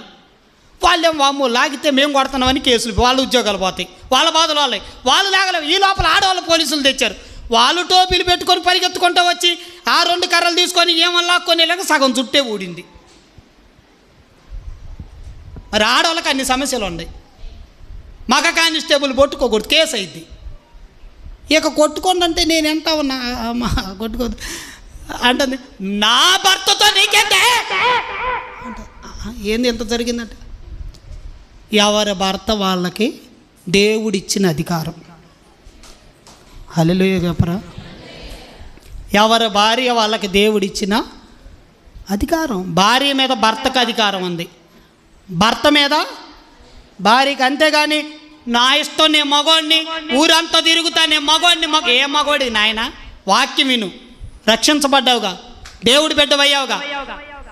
వాక్యం విను. భార్య భర్తల ధర్మం భార్య భర్తకు చేయాలి, భర్త భార్యకి చేయాలి. కానీ వేరే వాళ్ళ జోలి పోయావా అది శాపం, తరతరాల శాపం, అది పాపం.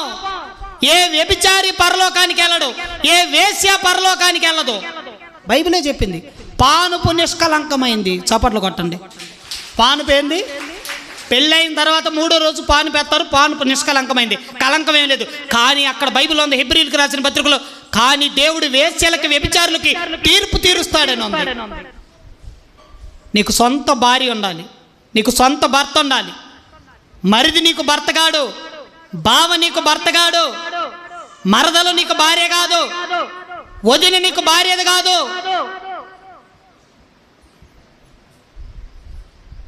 అర్థమవుతుందా? చాలామంది అండి ఆ ధర్మాలు జరగనీయకుండా వారి దేవుడు నిన్నే సంఘంలో పెట్టాడో, నిన్నే పిలుపుతో పిలిచాడు, ఆ పిలుపులో ఉన్నాడు. నేను ఏ సన్నగారి లాగా ఉంటాను, నేను దీవెనయ్య గారి లాగా ఉంటా, నేను అగ్ని లాగా ఉంటానంటే నీ ఇల్లు కాలిపోయిద్ది అంతే. నాయనా పిచ్చోడా పిచ్చిదానా, నిన్ను భార్యాభర్తలుగా పిలిచి దేవుడు మీ ఇద్దరి ద్వారా దేవుడు తన పని జరిగించాలనుకుంటే నువ్వు అలానే జీవించు. వాళ్ళని అలా పిలిచాడు ఆ సేవకులు, నా గొప్ప వాళ్ళని. వాళ్ళు అలా జీవిస్తారు. కుక్క పని కుక్క చేయాలి, గాడిద పని చెప్పరేంది, కుక్క పని గాడిద పని. ఒకరోజు అంట కుక్క పని గాడిద చేసిందంట. యజమాని నిద్రపోతుంటే కుక్కతో అంటుందంట, కుక్క బావ దొంగలు వచ్చారే, లెగవే లెగవే లెగవే, అరవే అంటే. నేను అరవను పో. ఎందుకో? నాకే మాంసం తేట్లా, చికెన్ తేట్లా, బర్డ్ ఫ్లూ వచ్చిందిగా, యజమాని తేట్లా, నేను అరవను పో. నీకైతే బాగా పెడుతున్నాడు, గడ్డి అంతా వేస్తున్నాడు, నువ్వేం బరువులు మోస్తావని. నేను చేయను, నేను అరవనంటే దొంగలు వస్తున్నాడు. అప్పుడు కిటికీ ఎక్కాడు. సరే నువ్వు లేకపోతే నేను చేయనని గాడిద పెద్ద గౌండ్రు పెట్టి అరుతుందంట. గాడిద అరుపు ఎంత అందంగా ఉంటుంది విన్నారా ఎప్పుడన్నా? ఎంత స్వరంగా ఉంటుందో ఆ కమ్మన స్వరం. విన్నారా గాడిద స్వరం? చూసారా? అబ్బా ఆ స్వరంతో అంటే యజమానికి నిద్రపోయి కర్ర ఒకటి తెచ్చి బాది పెట్టాడు, నడుములు ఇరిగేలా కొట్టాడంట. అప్పుడు కుక్క అనిందంట, చూసావా కుక్క పని, కుక్కది గాడిద పని. నీకు దేవుడు ఇచ్చిన పని చేయరాదు, నీకెందుకు వాళ్ళలాగే వెళ్ళాగా. వాతలు పెట్టుకుంటావు. భర్త భార్యకి ధర్మం జరపాలి, అంతేగాని చిన్న చిన్న విషయాలు వస్తే, చిన్న చిన్న సమస్యలు వస్తే నువ్వు నా పక్కన పనుకోక, నేను కింద పనుకుంటా, నువ్వు పైన పనుకో, నేను నీకు అన్నం పెట్టను పో. ప్రతి దానికి పీడిస్తావు, పీడించుకుంటారు. భార్యాభర్తలు సూర్యుడు అస్తమించే లోపలే సమాధాన పడాలి, లేకపోతే సాతాను వచ్చి పనుకునిద్ది. వాళ్ళ మధ్యలో ఎవరు వచ్చి పనుకుంటుంది? సాతాను వచ్చి పనుకుంటుంది. జాగ్రత్త. భర్త భార్యకు ధర్మం జరపాలి, భార్య భర్తకు భర్త ధర్మం ఏందనేది కొన్ని విషయాలు చెబుతాను. నిర్గమాకాండం 20 అధ్యాయం 1 వచనం. భర్తలారా తీయండి, 20 అధ్యాయం 1 వచనం. బైబిల్లో ఉండయనే చెబుతున్నాను, నేను వేరే ఏం చెప్పట్లా. కుటుంబాలు కట్టబట్టం దేవుడి చిత్తం, ఆమేనానండి, హల్లెలూయా. చదవండి. ఇంకా దొరకలేదా? నిర్గమకాండం ఆది తర్వాత ఉంటుంది, 20వ అధ్యాయం 1 వచనం. అయ్యా పాస్టర్ గారు, చిన్న పాస్టర్ గారు, నీకు బైబిల్ దొరకట్లా. దేవుడు చదువు.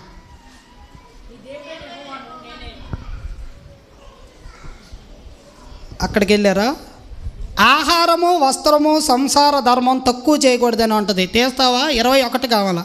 21:1. చిన్నమానికి ఏడ కూర్చున్నావు? తీయదా బైబిల్ తీస్తావా? 20-21 అధ్యాయాల్లో ఉంటుంది చూడండి నిర్గమకాండంలో. ఇక మీరు తీయలేరు, నేను అన్నది చెప్తాను. అయితే అక్కడ ఉంది, ఏమని ఉందంటే భర్త అంట ఆహారము, ఏంది ఆహారము, తర్వాత 21:10 క్షమించండి, 21:10. ఆ కుమారుడు వేరొక దాన్ని చేర్చుకున్న మొదటి దానికి పాత నిబంధనలో 2, 3, 4 సాయిబులు కొన్నట్టు ఉండేవాళ్ళు పాత నిబంధనలో. ఇప్పుడు పెట్టుకునేరు. వాళ్ళకి ఎంత డబ్బు ఉంటే అంతమందిని పెట్టుకోవచ్చు. పాత నిబంధన అది, ధర్మశాస్త్రం కొట్టివేయబడింది, కొత్త నిబంధన. ఆ నిబంధన కాలంలో కూడా దేవుడు ఏమి ఇచ్చాడంటే మొదటి దానికి ఆహారం, వస్త్రం, సంసార ధర్మం తక్కువ చేయకూడదు. చెప్పండి, 3 చెప్పండి అయ్యా పురుషులారా. ఏమేంటి? ఆహారం భార్యకి తక్కువ చేయకూడదు. ఈయనేం పోయి సెంట్రల్లో టిఫిన్ కొట్లన్నీ తిని వస్తాడు, జ్యూస్ బండ్లన్నీ తాగొస్తాడు, ఓరకు ఒట్టి చేతులు తూపుకొని వస్తాడు భార్య దగ్గరికి. నువ్వు తిన్న దానిలో సగం ఆమెదే.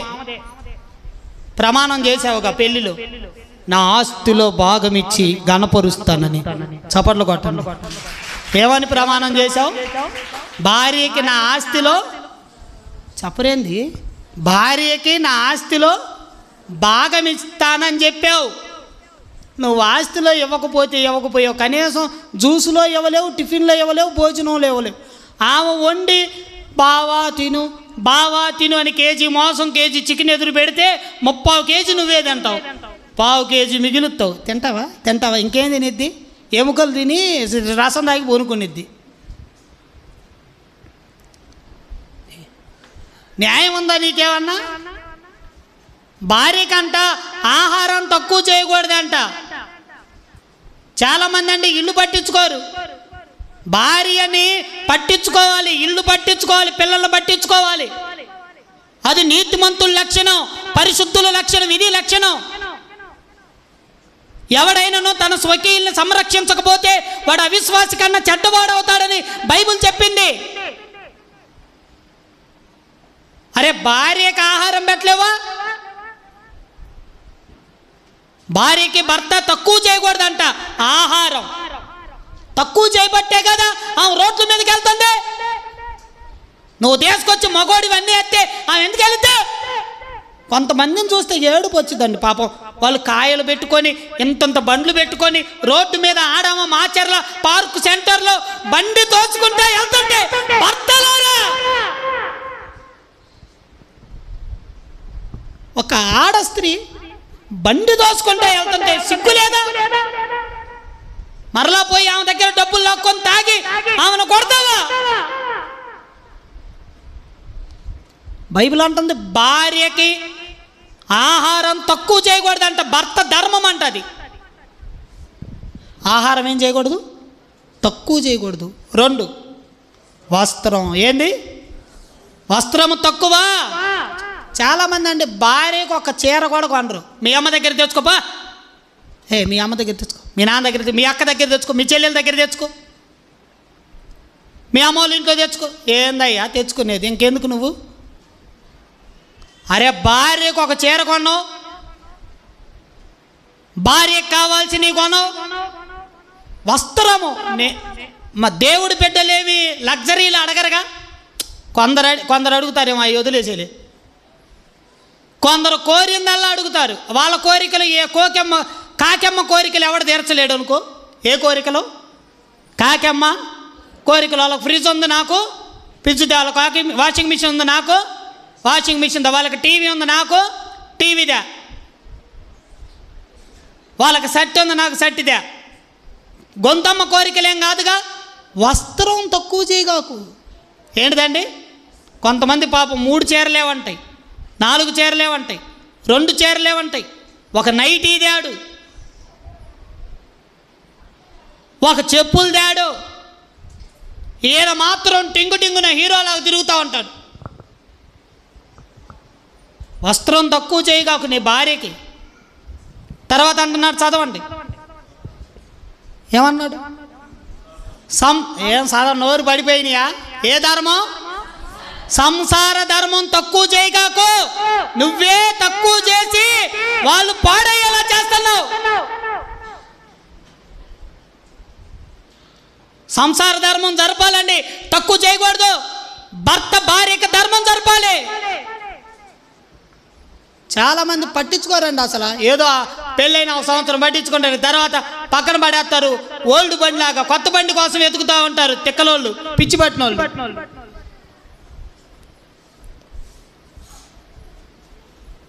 నువ్వు బ్రతుకు దినాలన్నీ నీ భార్యను నువ్వు సంతోష పెట్టాలి.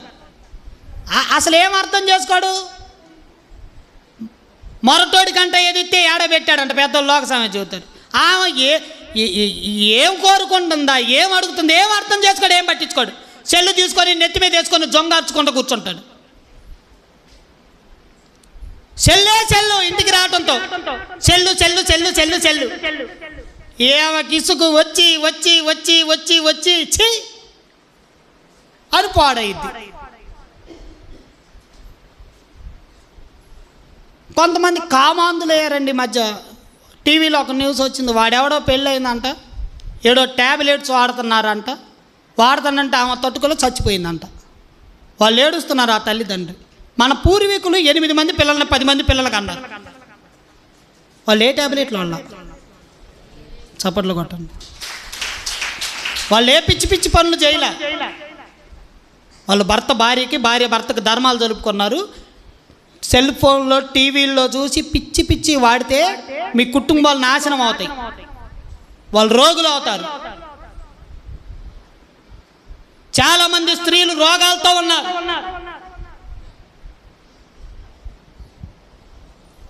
మనకు ఆశ నిగ్రహం ఉండాలి, అది ఆత్మఫలం. చప్పట్లు కొట్టండి. ఏముండాలి? నిగ్రహం ఉండాలి. బైబిల్ అంటుంది సంసార ధర్మం తక్కువ చేయకూడదంట. ఇది ప్రతి భర్త చేయాల్సింది భార్యకి. ప్రియమైన దేవుని బిడ్డలారా, ఇంకెంతకంటే లోతుకి వెళ్తే చర్చి అనుకుంటారు. చూడండి 7వది రోమా 1:26-27. పాస్టర్ గారికి ఎందుకు ఆయన తండ్రి సేవకుడు అంటే అవన్నీ బైబిల్లో ఉండి దేవుడే చెప్పాడు. పరలోకపు తండ్రి దేవుడు చెప్పినవి చదవండి. రోమా 1:26. అందువలన దేవుడు తుచ్చమైన కోరికలకి, అభిలాష అంటే కోరికలకి అన్యజనులను అప్పగించాడంట. ఎవరంటే వాళ్ళు 1:22 నుంచి ఉంటుంది. వాళ్ళు పురుగులు యొక్కయు, ప్రాకు పురుగులు యొక్కయు, పక్షులు యొక్కయు, జంతువులు యొక్క దేవుణ్ణి సృష్టికర్తని ప్రతిమా స్వరూపాలుగా మార్చి విగ్రహారాధన చేస్తున్నారంట, విగ్రహాలను పూజిస్తున్నారంట. వాళ్ళనంట దేవుడు భ్రష్ట మనసుకు అప్పగించాడంట. ఏందో తెలుసా భ్రష్ట మనసు? వాళ్ళు భ్రష్టులు అయ్యారంట.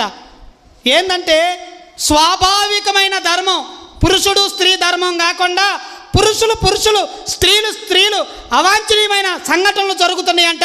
భ్రష్ట మనసు వచ్చిందంట. ఈరోజు చాలామంది స్వామీజీలు అని కాషాయ వస్త్రాలు వేసుకున్న వాళ్ళు భ్రష్టులయ్యారు. దీంట్లోనే, ఈ పాపంలోనే వాళ్ళు స్వాభావికమైన ధర్మాన్ని ఇడిచారు. కొంతసార్లు పేపర్లు చూస్తాం, అమ్మాయికి పెళ్ళి అమెరికాలో, అందుకని కాలిపోయింది. అది దెయ్యం దేశం. ఏం పెళ్ళి? అమ్మాయికి అబ్బాయికి పెళ్ళి, కుక్క నక్క పెళ్ళి అని పాత రోజుల్లో ఎండ వాన పడుతున్నట్టు మాకు చెబుతూ ఉండేవాళ్ళు పెద్దోళ్ళు. అరే కుక్క నక్క పెళ్ళిరని. అదేంది, ఎండ వస్తుంది వాన పడుతుంది, కుక్క నక్క పెళ్ళిలాగా అబ్బాయికి పెళ్ళి, అబ్బాయిని ప్రేమించాడు. టీవీ9 ఫాస్ట్ న్యూస్, అబ్బాయిని ప్రేమించారు, ఒకళ్ళొకరు విడిచి ఉండలేరు. భ్రష్ట మనసు దెయ్యం పట్టింది వాళ్ళకి, సైతాను మనసు పట్టింది వాళ్ళకి. ఈరోజు చాలామంది స్వామీజీలు దాంట్లోనే ఉన్నారు. భ్రష్టులయ్యారు. దేవుణ్ణి విడిచిపెట్టి, స్వాభావికమైన ధర్మాన్ని విడిచిపెట్టి భ్రష్టులైపోయారు. అది భ్రష్ట మనసు, దెయ్యపు మనసు. తర్వాత చూడండి 8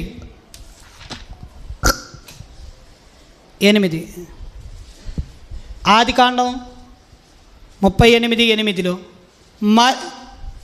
ఆదికాండం 38:8 చూడండి. ఇక్కడ మనకు ఒక కుటుంబం కనబడుతుంది. ఆయన పేరు యోధ. ఆయనకు పెళ్ళయింది. ఆయనకు 3 పిల్లలు పెట్టారు, ఏరు, ఓనా, షేల. 3 పిల్లల్లో మొదటి కుమారుడికి పెళ్లి చేశాడు. తామారు కోడలుగా వచ్చింది. అయితే మొదటి కొడుకు చనిపోయాడు. యూదుల సాంప్రదాయ ప్రకారం అన్న చనిపోతే మరిది ధర్మం జరపాలి, పెళ్లి చేసుకోవాలి, అన్న ఇంటి పేరు నిలబెట్టాలి, అన్న గోత్రాన్ని నిలబెట్టాలి, అన్న ఇల్లు నిలబెట్టాలి.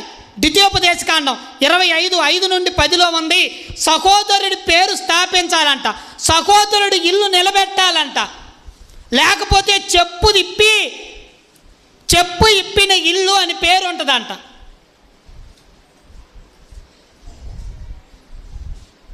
ఆ ధర్మం జరపాలంట. అది యూదులకి పాత నిబంధనలో ఉంది. దాన్ని జరపకే ఆ ఇంట్లో 3 చచ్చిపోయారు యోధా గోత్రంలో. తర్వాత రూతు గ్రంథం 3:13 4, 6, 7 వచనాల్లో రూతు గ్రంథం 3:13 బంధువుని ధర్మం అని ఉంది. బోయాజు బంధువుడు, మీ అందరికీ తెలుసు. నయోమి, ఎలిమెలకు వాళ్ళిద్దరూ పోయి వేరే దేశం వెళ్ళిపోయారు. దేవుని దేశాన్ని, దేవుడి మందిరాన్ని వదిలిపెట్టి వెళ్ళిపోయారు. ఇష్టం వచ్చినట్టు పోయారు. 10 ఏళ్ళకి భర్త చనిపోయాడు, పిల్లలు 2 చనిపోయారు. ఆ ఇంట్లో 3 ఉన్నారు, ఆడవాళ్ళు మగవాళ్ళు లేరు.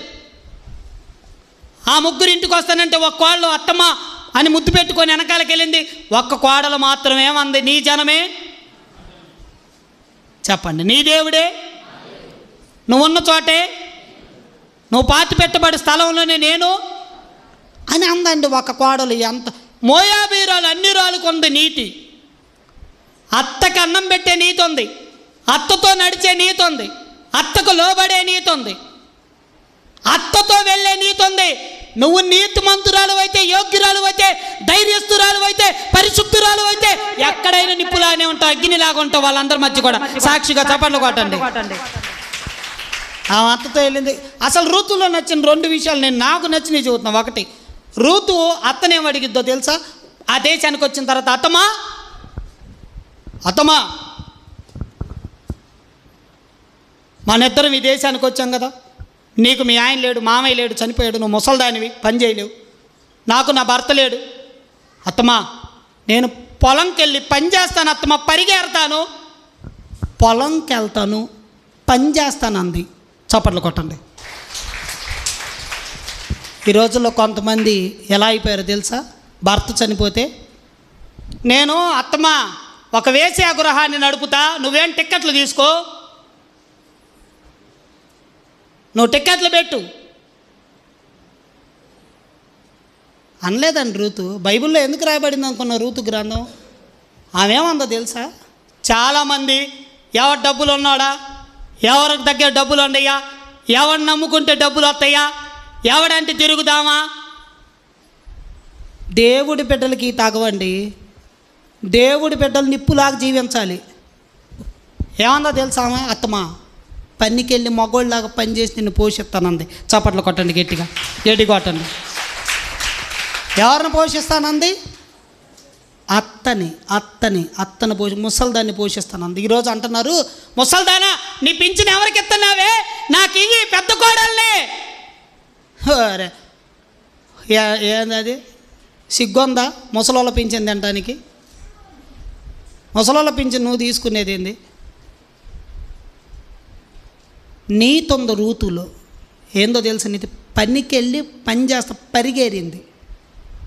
పరిగేరిందండి రూతు. పని చేసింది, బంధువుని ధర్మం జరిపింది. ఏ ధర్మం? బంధువు ధర్మం. మరి నువ్వు ఒక కోడల ధర్మం జరుపుతున్నావా? కోడలుగా నీ ధర్మమే జరుపుతున్నావా? కోడల ధర్మం జరుపు, బంధువు ధర్మం జరుపు. ఈ రోజుల్లో చాలామంది స్త్రీలు, బైబిల్లో ఉంది ద్వితీయోపదేశకాండం 23:18 ఉంది, పడుపు సొమ్మునే కానీ కుక్క విలువనే కానీ దేవుడి ఇంటికి తేకూడదు. దేవుడి ఇల్లు అంటే చర్చి. దేవుడి ఇల్లు అంటే ఏంది? ఇప్పుడు మనం ఎక్కడున్నాం? దేవుడి ఇంట్లో ఉన్నాం. నా ఇల్లు అదిగో ఎదురుంది, ఇది కాదు నా ఇల్లు, ఇది దేవుడి ఇల్లు. దేవుడి ఇంటికంట పడుపు సొమ్ము తేకూడదంట. పడుపు సొమ్ము అంటే ఒళ్ళమ్ముకొని తెచ్చే సొమ్ము. రోషం తెచ్చుకో, పడుపు సొమ్ము తేకూడదు. తర్వాత అంటున్నాడు ద్వితీయోపదేశకాండం 23:17 ఇశ్రాయేలీల్లో ఏ స్త్రీ వేసిగా బతకూడదంట. చప్పట్లు కొడతారా? ఇశ్రాయేలీల్లో ఏ స్త్రీ ఒకప్పుడు వేసిగా బతికింది? ఇశ్రాయేలీలు కాదు, ఆమె ఇట్టీరాలు, ఎరికోలు. కానీ ఇశ్రాయేలీలు ఆడికెళ్తే ఆమె ఆ వృత్తిని వదులుకుంది, మంచి భారీగా జీవించింది. వచ్చి సమరయ స్త్రీ వేసిగా జీవించింది. యేసుప్రభు ఆమె దగ్గరికి వెళ్తే ఆమె మంచి స్త్రీగా మారింది. నువ్వు దేవుడి ఇంట్లోకి వచ్చిన తర్వాత, దేవుడి పరిచర్యలోకి వచ్చిన తర్వాత, దేవుడి సంఘంలోకి వచ్చిన తర్వాత, బాప్తీసం పొందిన తర్వాత వేసిగా జీవించకూడదు, వేసిగా బల్ల తీసుకోకూడదు, పొడుపు సొమ్ముతో బల్ల తీసుకోకూడదు. దేవుడి వాక్యం చెబుతుంది దేవుడి ఇంటికి తేకూడదంట సొమ్ముని. ఎందుకంటే నువ్వు దేవుని దృష్టిలో విలువైన దానివి. నీ దేహం దేవుడి వల్ల అనుగ్రహించబడి పరిశుద్ధాత్మక ఆలయమై ఉన్నది. తుచ్చమైన శరీర అభిలాషలను చంపేయాలండి. శరీర స్వభావం కలిగినోడు దేవుని సంతోషపెట్టలేడు. మనకొంద అల్పకాల జీవితం, ఒక 20 ఏళ్ళు 30 ఏళ్ళు దేవుడి కోసం జీవించి అగ్నిలాగా మండి పరలోకాన్ని స్వతంత్రించుకొని యుగయుగాలు జీవించు నువ్వు నేను. ఆమెను హల్లెలూయా. ఇర్మియా గ్రంథం 32:7 ఉంది విమోచన ధర్మం. ఏ ధర్మం? విమోచన ధర్మం. ఇర్మియా గ్రంథం 32:7 విమోచన ధర్మం ఉందంట. యేసయ్య మనకు విమోచకుడుగా 1 పేతురు 1:18-19 వచనాల్లో గొర్రెపిల్ల వంటి క్రీస్తు రక్తం ద్వారా మనం విమోచించబడ్డాం పాపాల నుండి, వెండి వల్ల బంగారం వల్ల కాదు. హెబ్రీ 9:15 మన అపరాధాల నుంచి విమోచించాడు. తీతు 2:14 దుర్నీతి నుంచి విడిపించాడు. 1 తిమోతి 2:6 అందరి కొరకు విమోచన క్రయధనంగా ప్రాణాన్ని అర్పించాడు. హోషయ 13:14 పాతాళ వశంలో నుండి మనల్ని విమోచిస్తున్నాడు. గలతీ 1:4 ప్రస్తుత దుష్టకాలంలో నుండి దేవుని నమ్ముకున్న బిడ్డలను విమోచిస్తున్నాడు. గలతీ 3:14 ధర్మశాస్త్రం యొక్క శాపం నుండి దేవుడు విమోచిస్తున్నాడు. ఎఫెసీ 1:7 అపవాది అపరాధముల నుండి మనల్ని విమోచిస్తున్నాడు. రోమా 6:18 పాపము నుండి యేసుక్రీస్తు మనల్ని విమోచిస్తున్నాడు. ఆయన విమోచన కర్త. కళ్ళు మూసుకుందాం, ప్రార్థన చేసుకుందాం. 11:12 అయింది. ప్రార్థన. విమోచన ధర్మం యేసయ్య చేశాడు. అపరాధాల నుండి, పాపాల నుండి, దుర్నీతి నుండి, పాతాళము నుండి, దుష్టకాలము నుండి, ధర్మశాస్త్రము నుండి దేవుడు మనల్ని విమోచిస్తున్నాడు. వెండి బంగారాల చేత మనం విమోచించబల్ల గొర్రె పిల్ల రక్తము ద్వారా, యేసయ్య రక్తం ద్వారా.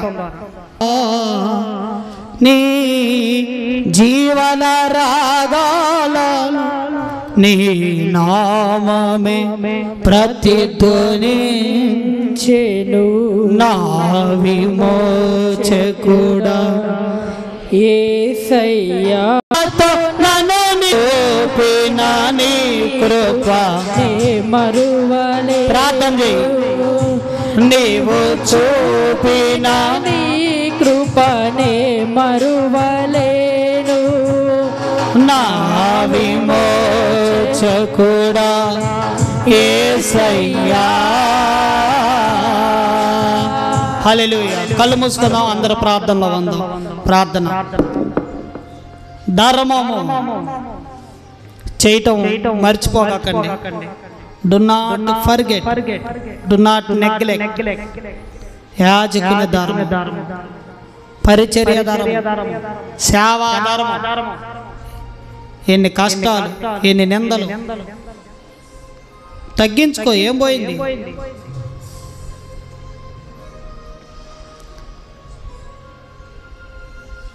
పరిచర్య ధర్మం, అర్పణ ధర్మం, స్త్రీ ధర్మం, భార్య భర్తకు, భర్త భార్యకు ధర్మాలు జరపాలి. పగబెట్టుకొని, కక్ష పెట్టుకొని పీడించకాకు. క్షమించు. ఓ భర్త, నీ భార్యని క్షమించు.